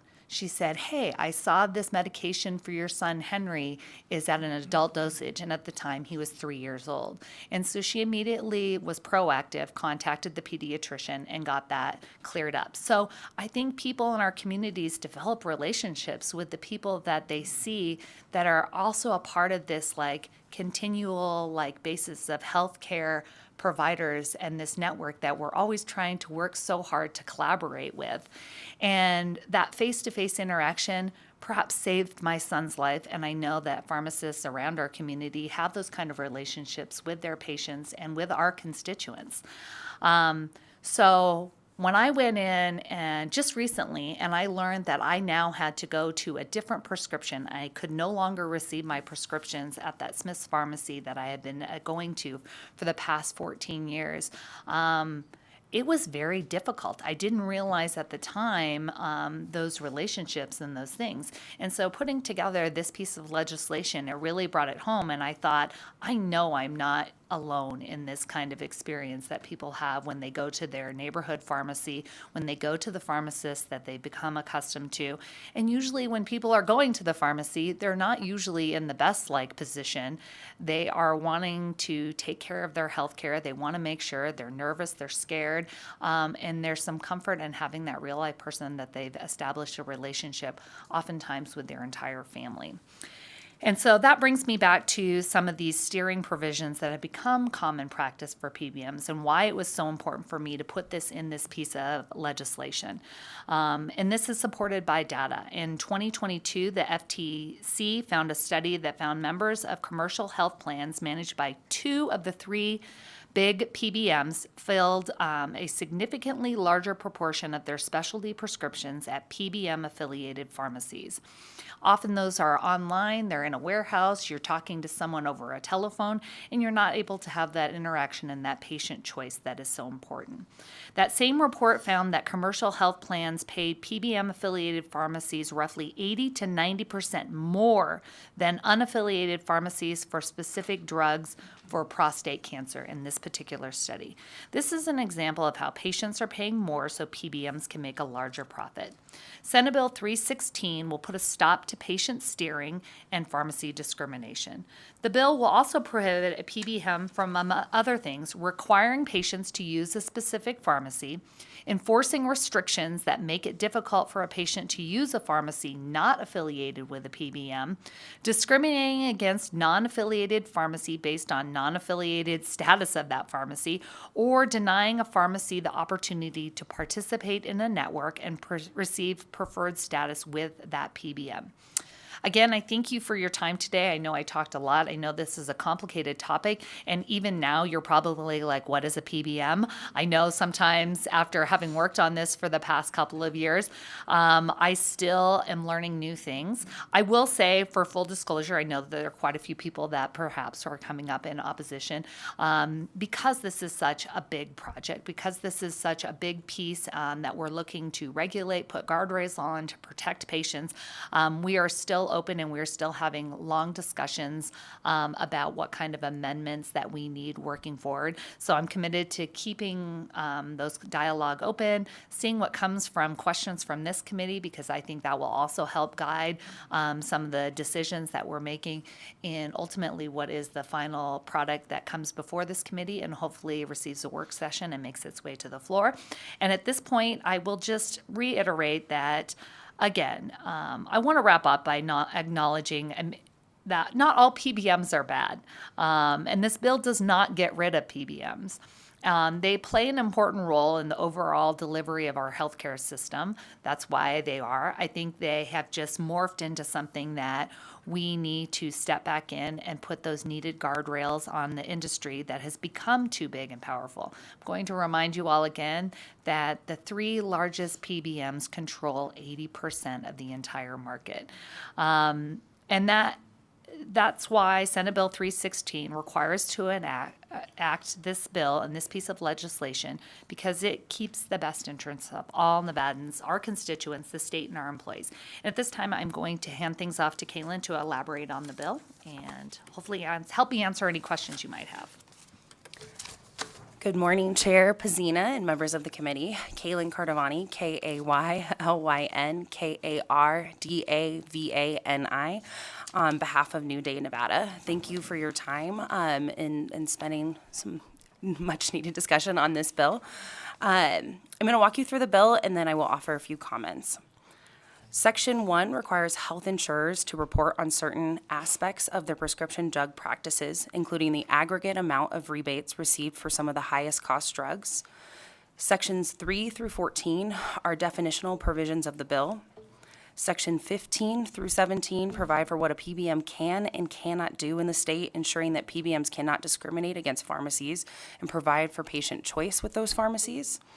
Section 18 of the bill provides for the penalties associated with violations of the bill through the AG's office. Section 19 of the bill provides for transparency by the PBMs and requires them to report back key information to the Division of Insurance. More importantly, these reports will shed light on whether PBMs are passing the rebates and other modes of revenue, are passing on rebates and other modes of revenues, and highlight any hidden fees that PBMs are profiting from. Section 23 provides for a clear delineation of the duty of care that a PBM must afford if operating in this state. Section 24 regulates the interaction between the PBM and a pharmacy to include protections from adverse actions by PBMs against pharmacies, including unreasonable clawbacks, the term used to describe when PBMs pull back payments made to pharmacies. Section 25 through 36 ensure that 100% of rebates received on prescription drugs go to benefit the patients. Now, if I could, Chair Pazina, I would like to take a few minutes to talk about why this bill is so important. First, New Day Nevada and I are grateful to Senator Nguyen for bringing this bill and discussion forward. We are also grateful to her and other legislators that are pushing legislation around PBMs and drug costs this session. New Day Nevada has advocated for health care to be more affordable and accessible. With research and policy discussions happening nationwide, we believe that PBMs, as they practice now, are hurting patient access. As Senator Nguyen stated, just 3 PBMs control 80% of the market. To understand the scale of this, the largest PBM is larger than JP Morgan Chase, which is the largest bank in our nation. So it's huge. It's just like unfathomable to me. Insurers and PBMs decide what medicines are covered on the formulary, the price people pay at the pharmacy, and the hoops they must jump through by implementing access barriers like prior authorization and fail-first protocols. The patient impact is real and it is tangible. A study by Exenda found that PBMs and insurers are excluding a growing number of medicine from formularies. These exclusions can leave patients with fewer treatment options covered by their insurance.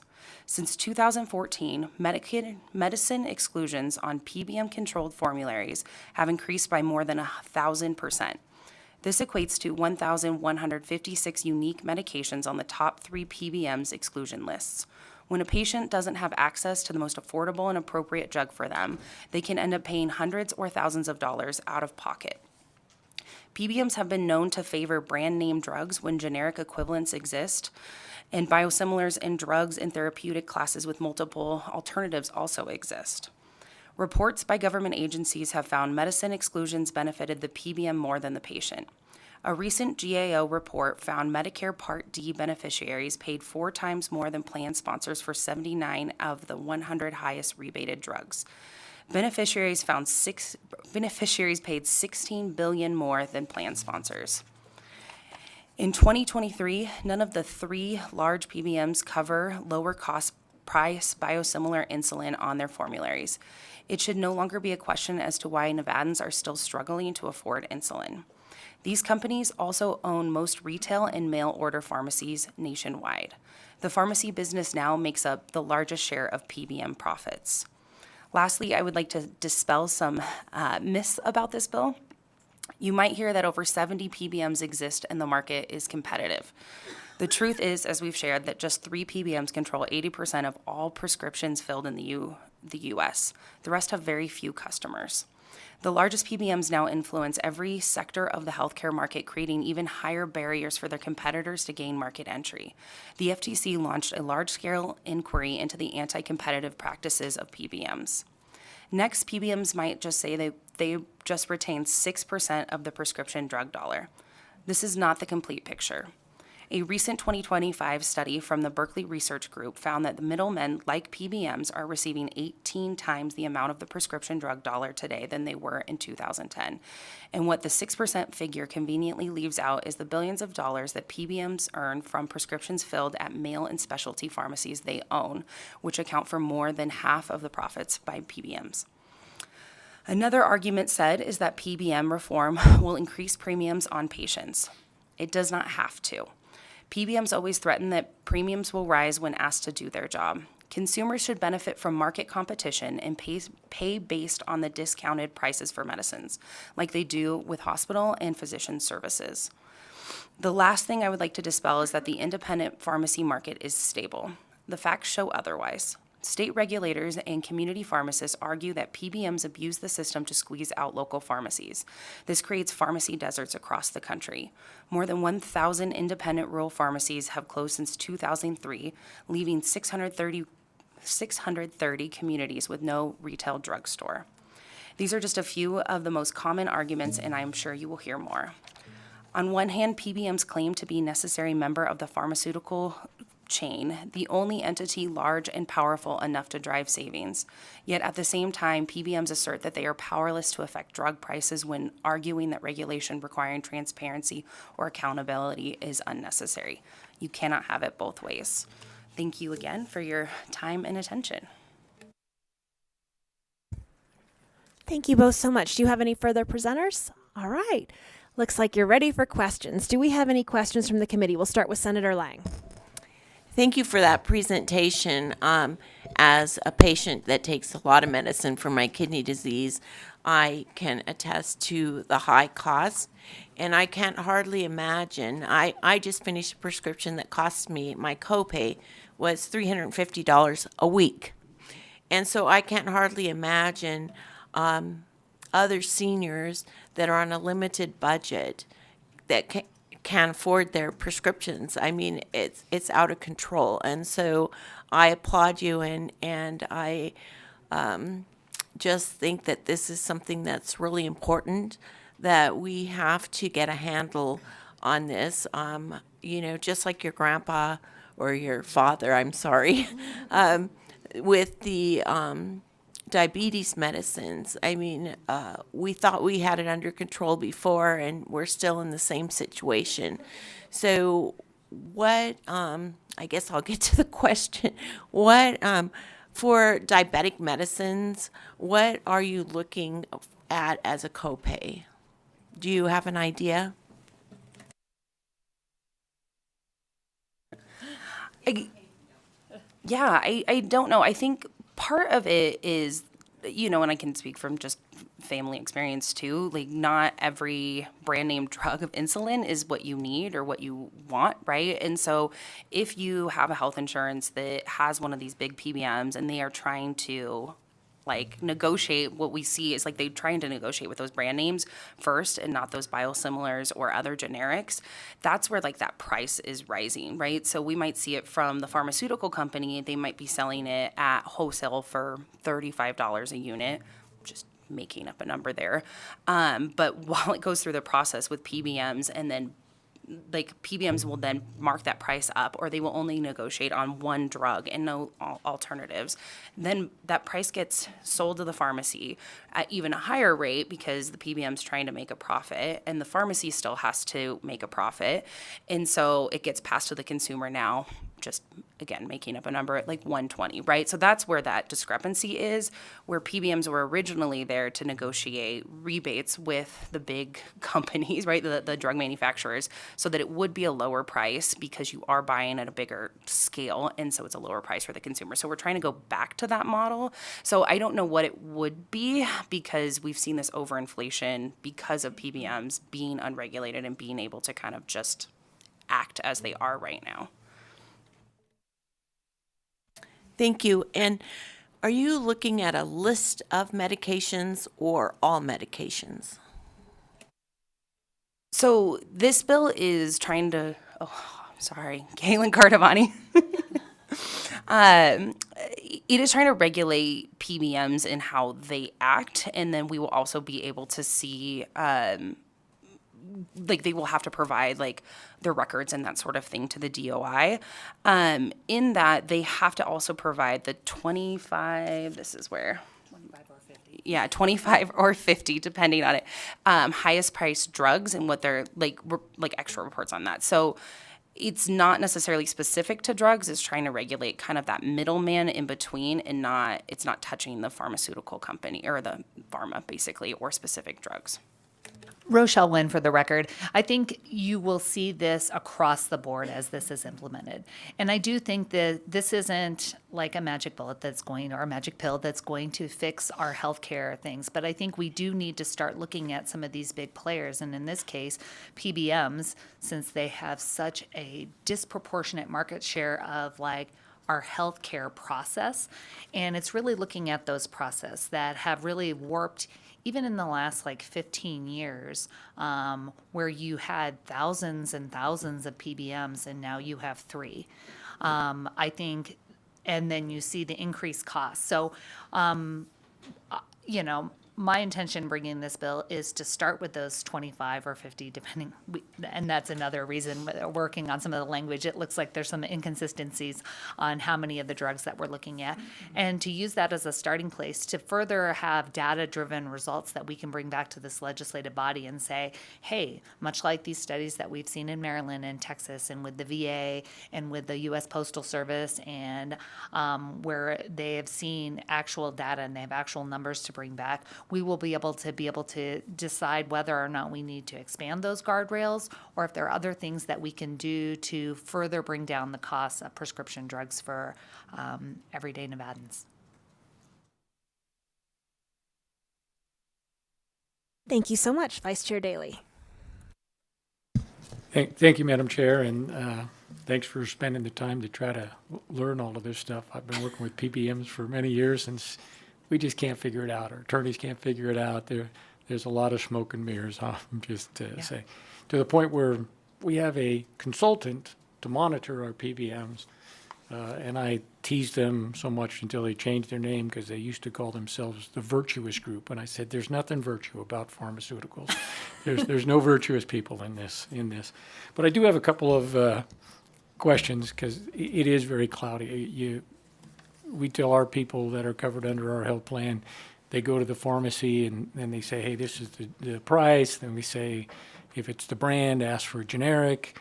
They do their copay, et cetera. And then you can ask them if they have a coupon, right? And so sometimes there's even another discount that's even lower than what your plan. Hopefully we can clear some of the fog here.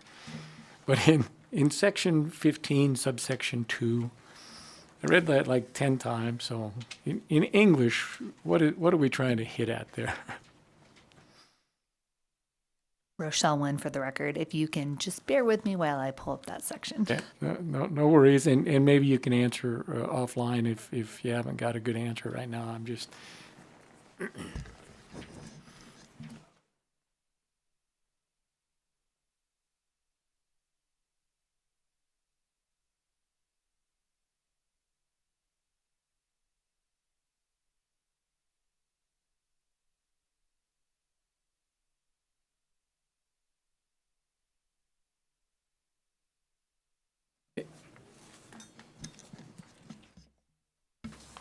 Rochelle Wynn for the record. I probably will have to follow up with you offline, but I will say that this is a section that we have highlighted. We recently met with our state Medicaid, as well as how this might affect other state, state Medicaid, as well as other state plans. And so we do have some amended language that we are planning on putting in this section to explicitly take some of those people out, including like PEB per our Medicaid plans. So, but I can get you more details on what that is. It is a very long sentence. I think it goes on for like 6 lines there. So I can see why there would be some confusion. I won't say it. Follow up, Madam Chair. So I appreciate it because when I was reading through the bill, it struck me that language in section 15 sub 2 is similar to the provisions that are in like 25, 27, 28, all of the repeated areas. It seemed to me that, so that makes sense on what you were just saying, is that you're going to review that, because I'm not exactly sure what it actually is going to do or not do or limit. And I try to figure this stuff out and I couldn't either. But second question, because I got the answer on the first one, so you don't need to respond. In section 16, where the third party can request information and various things, my only real question there was, is some of that going to be some of the more sensitive information, or is it going to be an aggregate? Or because I know in section 1, when you're saying, hey, we got the list of these top, I think 25 drugs in section 1, and then section 19 was 50.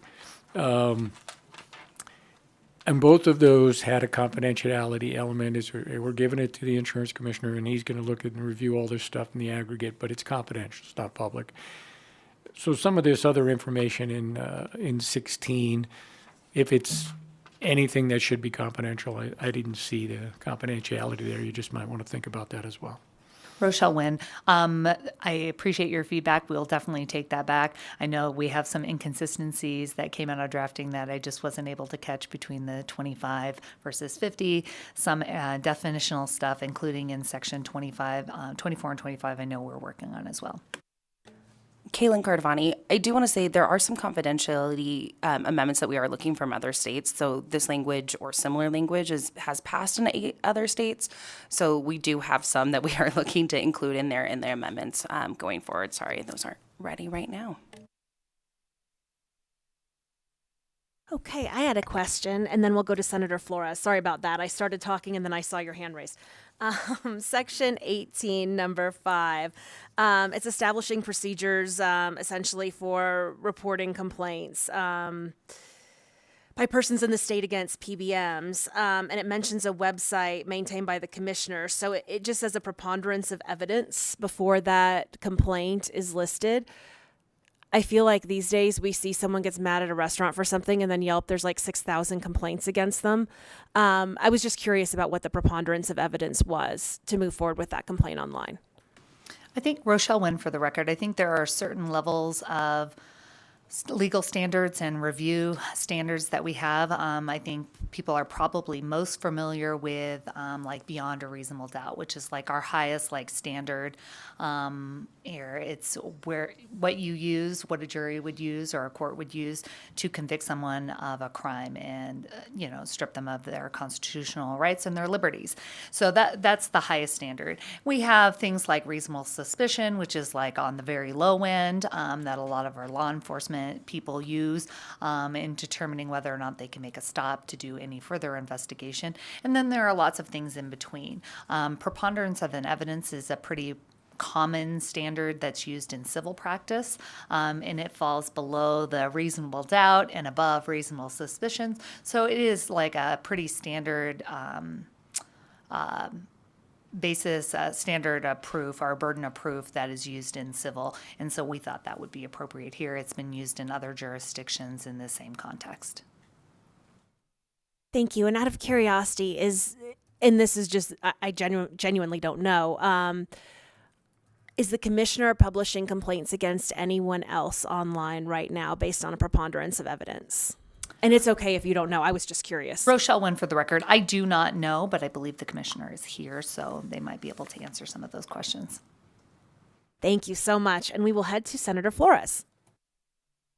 Thank you, Madam Chair, and thank you both for the presentation. I'm giving you the look. Or bullying you. I'm kidding. No, I was just curious to know in Section 17, if you could just walk me through the unreasonably obstruct or interfere with the ability of a covered person to timely access. And I'm just curious to know what timely is, and then specifically what's happening today where individuals aren't, having access in a timely manner. So I'm just trying to kind of play that out in my head in a real life scenario of what we're specifically trying to make sure and prevent. And I'm assuming there's something happening now where we specifically put that language in there. Try to answer. Kaylin Cardavani. I think we would probably need to define timely because I don't know specifically what we were thinking in terms of timeline. I know that with PBMs, there are certain restrictions like prior authorization. There are certain like hoops that you have to jump through like that, or there are, and so, sorry, this is my rough translation, my non-lawyer brain translation of what PBMs do when they're working with pharmacies. So when they want to work with their preferred pharmacy, which is often owned by them or, and their insurer, they will make it difficult for other pharmacies to be able to go through the same hoops that their pharmacy can, right? So that would be like the prior authorization, first fail protocols. So I believe that that's what that is, but we can definitely look at fleshing that out and see how they've kind of ended that pharmacy discrimination in other states, because that's like the big concern is they want you to use their preferred pharmacies because then they make more money, right? It stays in the system. And that's what we're trying to get around in these sections. Rochelle Wynn for the record. A lot of the language that we took came from places, we took a compilation of places that had proposed legislation, including in California where it passed unanimously. It was later vetoed by the governor, but we also took some of that information that also came from West Virginia, and even we're looking at some of the pieces from Idaho right now and some of the amendments that we're looking at and trying to figure out what they are. A lot of the language that was covered in Section 17 and some of these other languages as it has to do with the commissioner as well as the AG's office were drafted and created in part by California Attorney General Bonta. And so a lot of these attorney generals, including the 39 that were signed on to the letter to further investigate some of the monopolistic practices, are some of the things that we sought to incorporate in here. As far as some of the definitional terms, as this committee is aware, a lot of those would go through the rulemaking process and ultimately come before the Legislative Commission for approval on some of the definitional terms like timeliness and some of those other things. And Madam Chair, may I have a follow-up? And it may just be because of the voluminous nature of the bill that I missed it.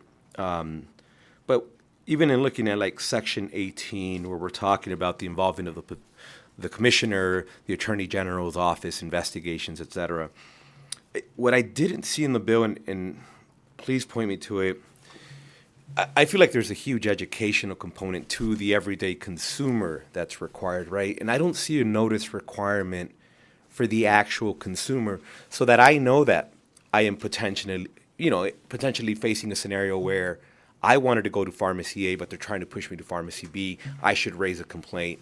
I think there's a transparency issue, but I'm not aware of that.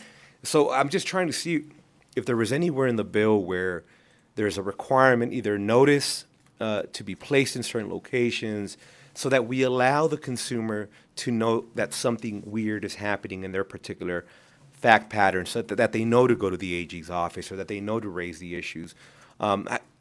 Is that in there? And if yes, just point me to it. And I think I may have just missed it.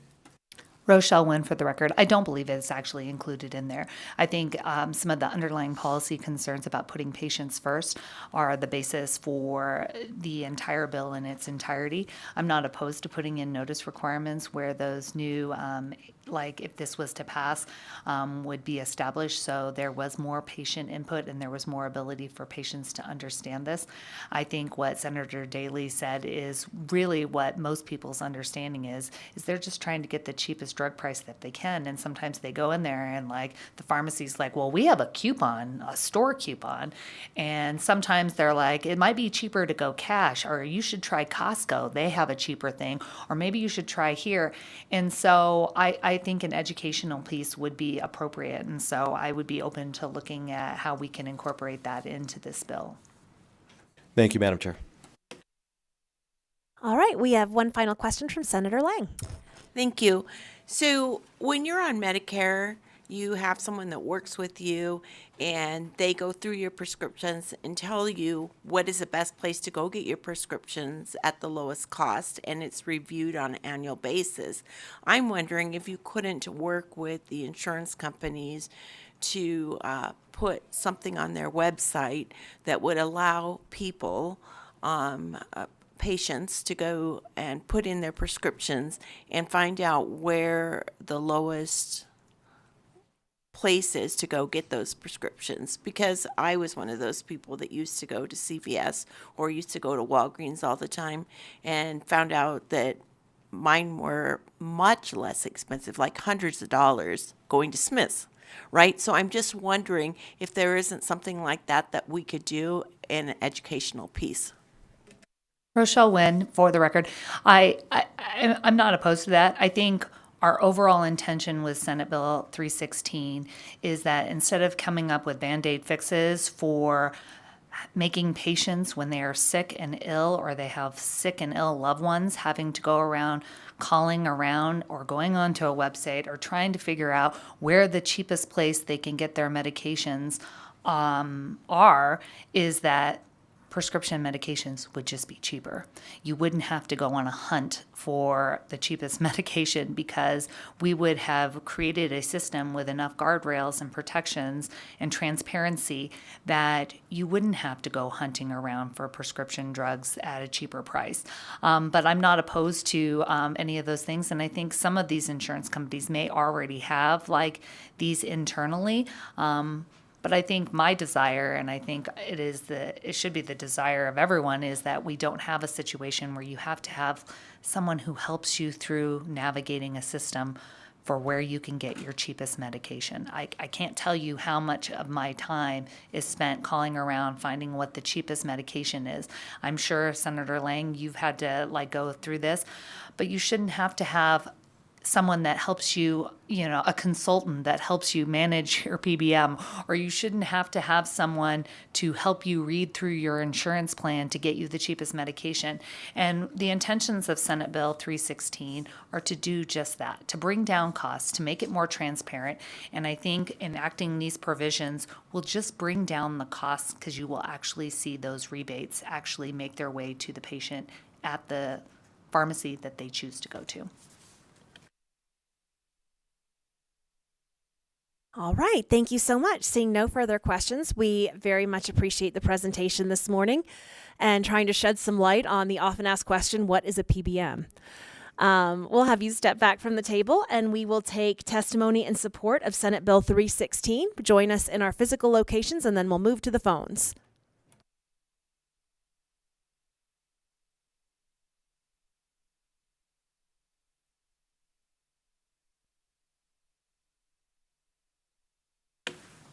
Good morning, Chair Pazina. For the record, Danny Thompson, THOMPSON, here today representing PILMA, the Pharmaceutical Industry Labor and Management Association. We want to thank Senator Nguyen for bringing this important bill forward. We believe that SB 316 is a critical step towards establishing fairness, transparency, and accountability in how prescription drug benefits are managed in Nevada. For too long, PBMs have operated with limited oversight, profiting from opaque pricing schemes and practices that hurt patients, independent pharmacies, and even insurers. So we would urge your support of this bill. Thank you. Good morning, Chair Pazina and members of the committee. I, too, would like to thank Senator Nguyen for bringing forward this important piece of legislation. We've been looking at this for many years. I am Liz McMenamin, MACMENAMIN, representing the Retail Association of Nevada and our community pharmacies that we represent. Senator Nguyen did such an amazing job of explaining the workings of a PBM. I call them the prescription benefit manipulators.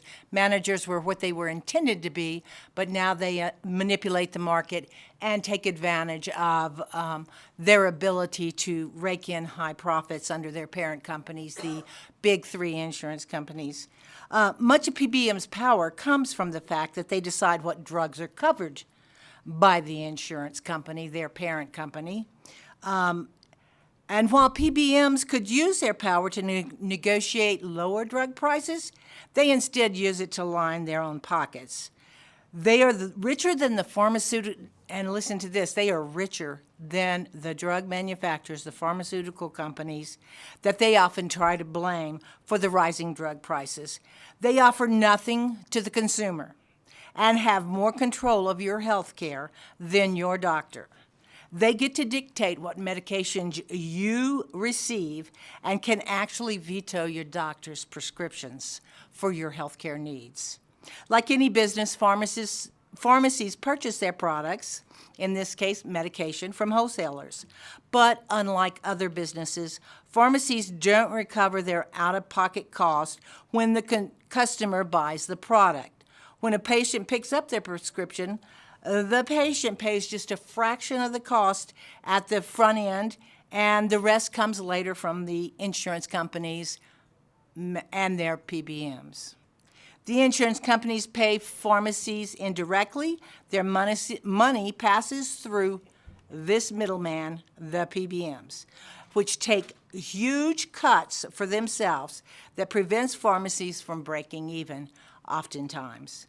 That means while the PBM fat cats get fatter for doing nothing, literally, pharmacists are losing money every time they dispense a wide range of common medications. Ms. McMiniman, we're actually over 2 minutes, but if you want to close out the comments and make sure we have everything in our secretary's hands so that it can be on the record. I will gladly submit my comments, and I understand how important this bill is, and I have been working for years. We hope the federal government will do something. However, we know how slow they are, so we appreciate this legislature bringing it up and looking to change and help with the health care for the Nevada patients. Thank you very much.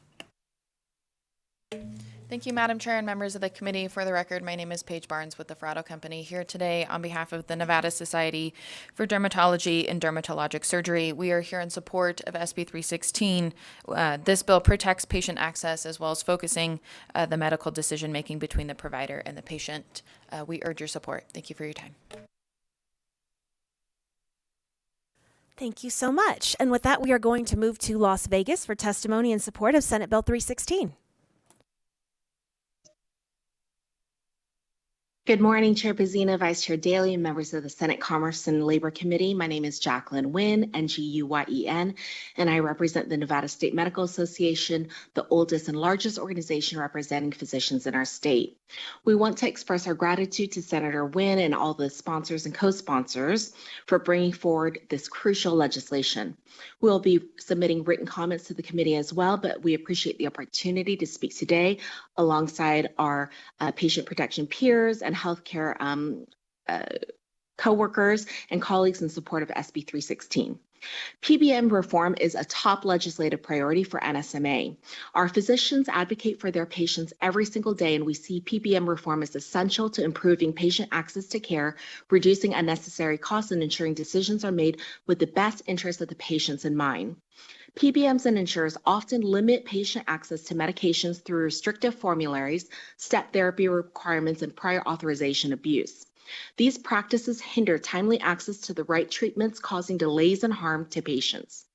In an era where healthcare costs are rising for patients, physician reimbursements are decreasing, and corporate profits are soaring, it's clear that the PBM model is not fulfilling its promise.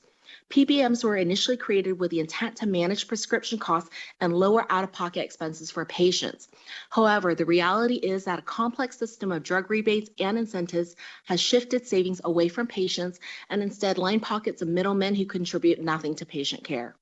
What's even more concerning is that PBMs and insurers are now interfering with medical decisions that should be between the doctor and their patient. Physicians are trained to evaluate their patients' needs and determine the best course of treatment. When PBMs and insurers, through high drug cost prices and through utilization management, restrict access to necessary medications or force patients onto less effective alternatives, they put patients at risk.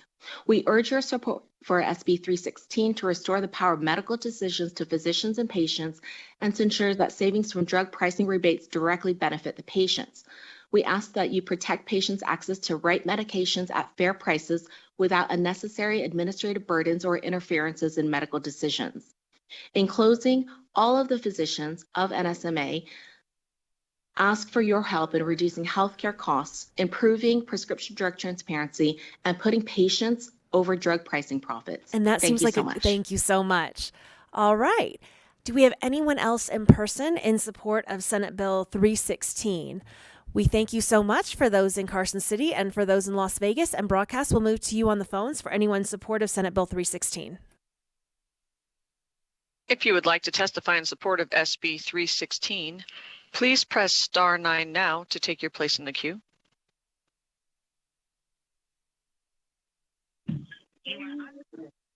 Good, beautiful, motivating Monday to you, Madam Chair, and everyone at the committee. This is Dora Martinez representing the Nevada Disability Action Coalition, and we want to thank the amazing Rochelle Nguyen for bringing this common sense bill. It's much needed, especially during this tough time. Thank you so much. Have a good day.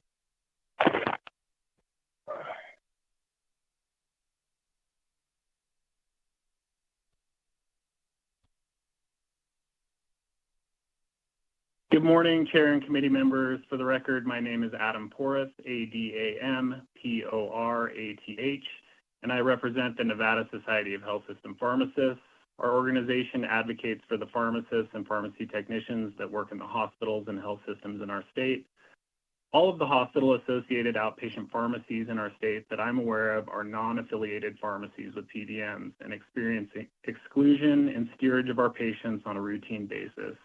SB 316 would increase access to medication and would help our patients to choose which pharmacy they would like their prescriptions filled at and keep them at a health system-associated pharmacy if they so choose. Thank you for your time this morning, and I would urge you to support SB 316.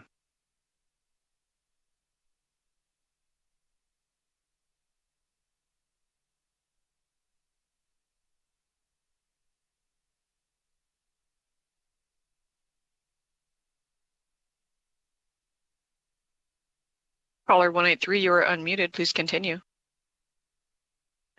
Thank you, Madam Chair and Committee. My name is Zach Roscoe, Z-A-C-H-R-O-S-K-O. I'm a licensed pharmacist in Nevada and Las Vegas, and just wanted to provide my support as well for SB 316. Thank you for taking the time to hear this important topic. And for all of the points already discussed today, again, just want to emphasize, as a licensed pharmacist in the state, I fully support this measure and encourage you to move this forward. Thank you for your time. Chair, you have no more callers wishing to testify at this time. Thank you so much. We appreciate all of those that have testified in person and over the phone on Senate Bill 316 so far, and we are now going to move to testimony in opposition. We'll start in our physical locations, then move to the phones.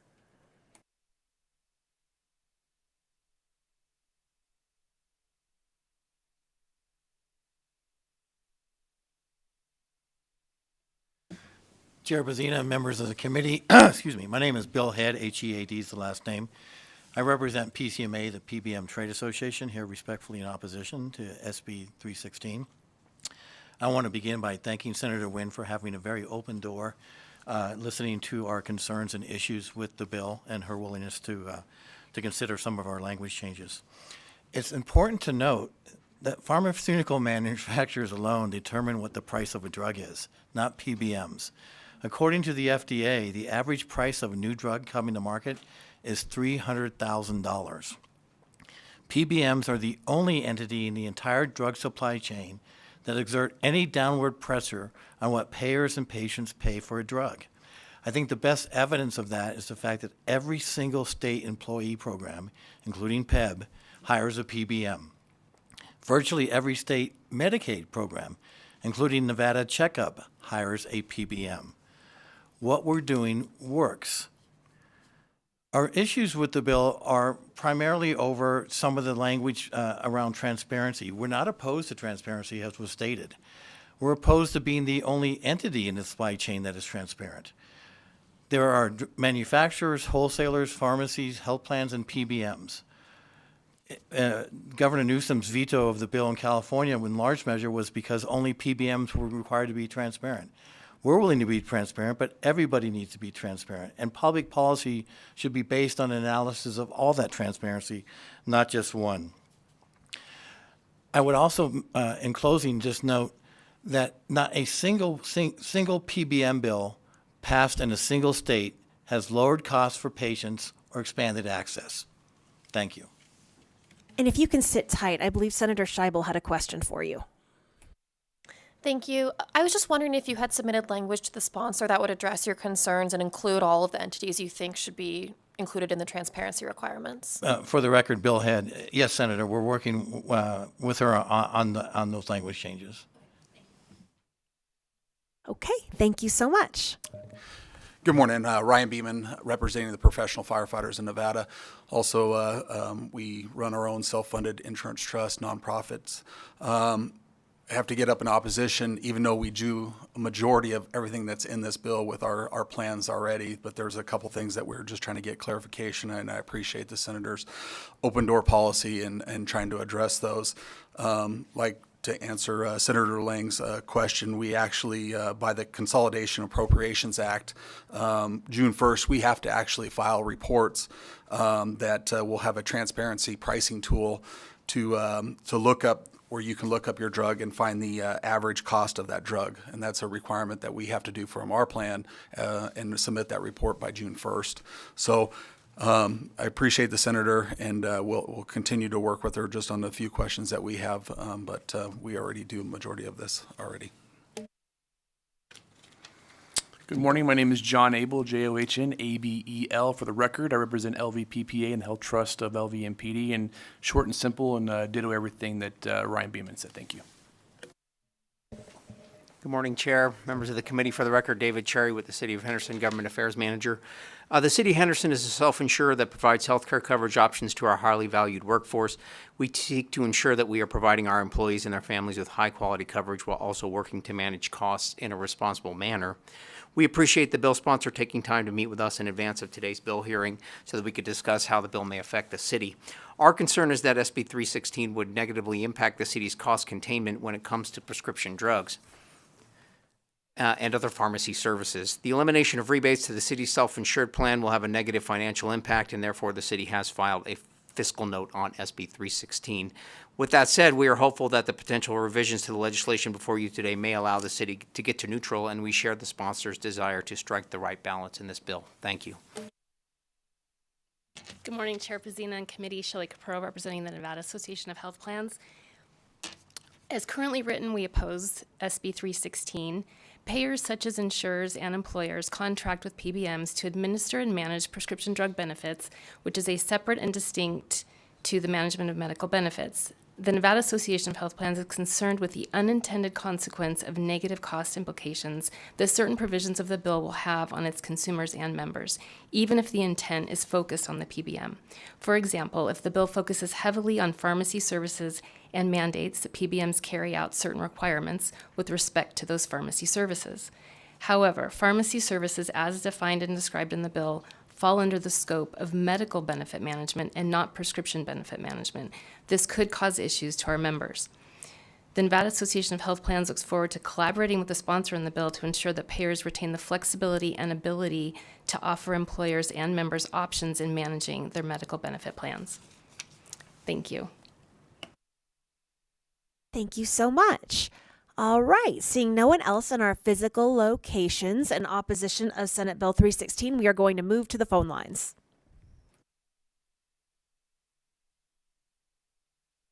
If you would like to testify in opposition of SB 316, please press star 9 now to take your place in the queue. Barry Johnston, Las Vegas, BERRYJOHNSTON. Let's call it what it is. Pharmacy benefit managers are parasites, corporate middlemen feasting on the back of sick Nevadans, and we need to eliminate them, not regulate them. They were sold to us as a negotiator here to drive down prices, increase efficiency, but like so many lies in Nevada's healthcare racket, that was just a smokescreen. What they really do is manipulate formularies, jack up costs, and steer patients to their own profit centers. The PBMs are driving up drug prices, not lowering them. These companies cut backroom deals with Big Pharma to secure rebates, but those so-called savings never reach the taxpayers. Instead, pockets the spread while your grandmother skips insulin, your kids' asthma meds stay out of the reach, and you're hit with surprise charges for no reason. This corporatism at its worst, a rigged game where unelected, unaccountable profiteers decide who gets care and who doesn't. They operate in the shadows, immune from market forces, shielded by weak-kneed regulators and fat cat lobbyists. It's no surprise when the fox writes the rules for the hen house, the people always lose. These PBMs are just another pinnacle of the medical industrial complex, working hand in hand with government cronies to manipulate suffering for profit. They don't create anything. They don't heal anyone. They produce no medicine, offer no care. They are only to intercept and extort. It is time to rip out this parasite by its roots, abolish PBMs as we know them, let transparent pricing and real competition return to medicine, let patients and doctors, not bureaucrats and billionaires, decide what's best. Because in a free society, healthcare should be about healing, not harvesting. Thank you. Thank you, Mr. Johnson. It sounded like you might have been in support rather than opposition, and we appreciate your testimony. All right. Do we have anyone else in opposition of Senate Bill 316 on the lines? Chair, you have no more callers wishing to testify at this time. Okay, thank you so much. With that, we will move to testimony in neutral of Senate Bill 316. And if it wouldn't be a day in Commerce and Labor if we didn't get to see Mr. Plain. So welcome. And Ms. Foley, begin when you're ready. Thank you, Madam Chair. For the record, Helen Foley representing Delta Dental. We do not have prescription plans. We do not prescribe drugs. That would be through their drug or medical component. And so this bill, however, kind of traps us in here with the definition of health insurer on page 5, sub 4B of section 1.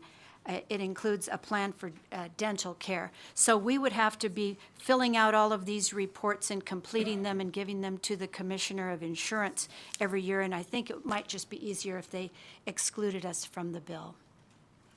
Thank you. But we will work with Senator Wynn on this. Thank you, Madam Chair, members of the committee. Glad to be here on a Monday morning. Adam Plain, Plain, with the Nevada Division of Insurance. The division's neutral on the bill as a matter of policy. I did submit written comment on the bill. There are two items, language items, that we might suggest the Senator Wynn and staff take a look at, just because there are some existing definitions that we might tap into as opposed to repeating them. Did want to put on the record, the agency does have a fiscal note on the bill currently. This is regulation that we're not currently undertaking. The fiscal note mainly deals with staff in order to enact the regulational oversight. Passing the bill, frankly, doesn't do any good if the division doesn't have the ability to actually enforce the provisions. Real quick, Senator Daly, you had asked a question about Section 15, subsection 2. Not 100% sure, but looking at the language, I would guess that the references to third-party organizations might refer to the State Ryan White Foundation, which often pays co-payments and co-insurance on behalf of HIV patients. And it looks like the language is kind of targeting that, so that if a third party steps in to make a payment on behalf of someone, it has to go towards their cost share and not applied in another fashion. Chair Pizzina, you had made a question about Section 18, subsection 5 regarding complaints. Again, not trying to get too far over my skis here, but I think the intent is that the division would not have the website be like a Yelp type site where every complaint gets published. It would have to be investigated by our consumer services staff. The party in question would have the right to potentially call a hearing under Chapter 679B and go through the hearing process to substantiate the complaint or refute the complaint. So there is some guardrails around that. Currently, the division does not publish complaint data because of concerns about consumer privacy and whatnot, but I believe certain data is available through public records requests after it has been reviewed and redacted. And real quick, Senator Flores had a question about Section 17 with the term timely. I agree. If it's not defined in the bill itself, we will probably have to promulgate an administrative regulation to define the term because it is such a vague term. And if there are any questions, I'd be happy to answer them. Okay, I think you can step back. Thank you so much, Commissioner.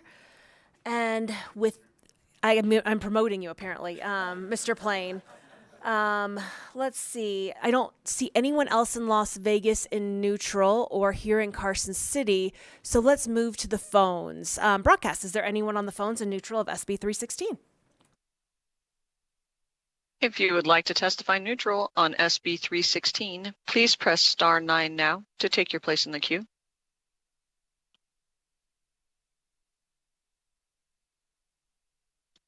Chair, you have no callers wishing to testify at this time. All right.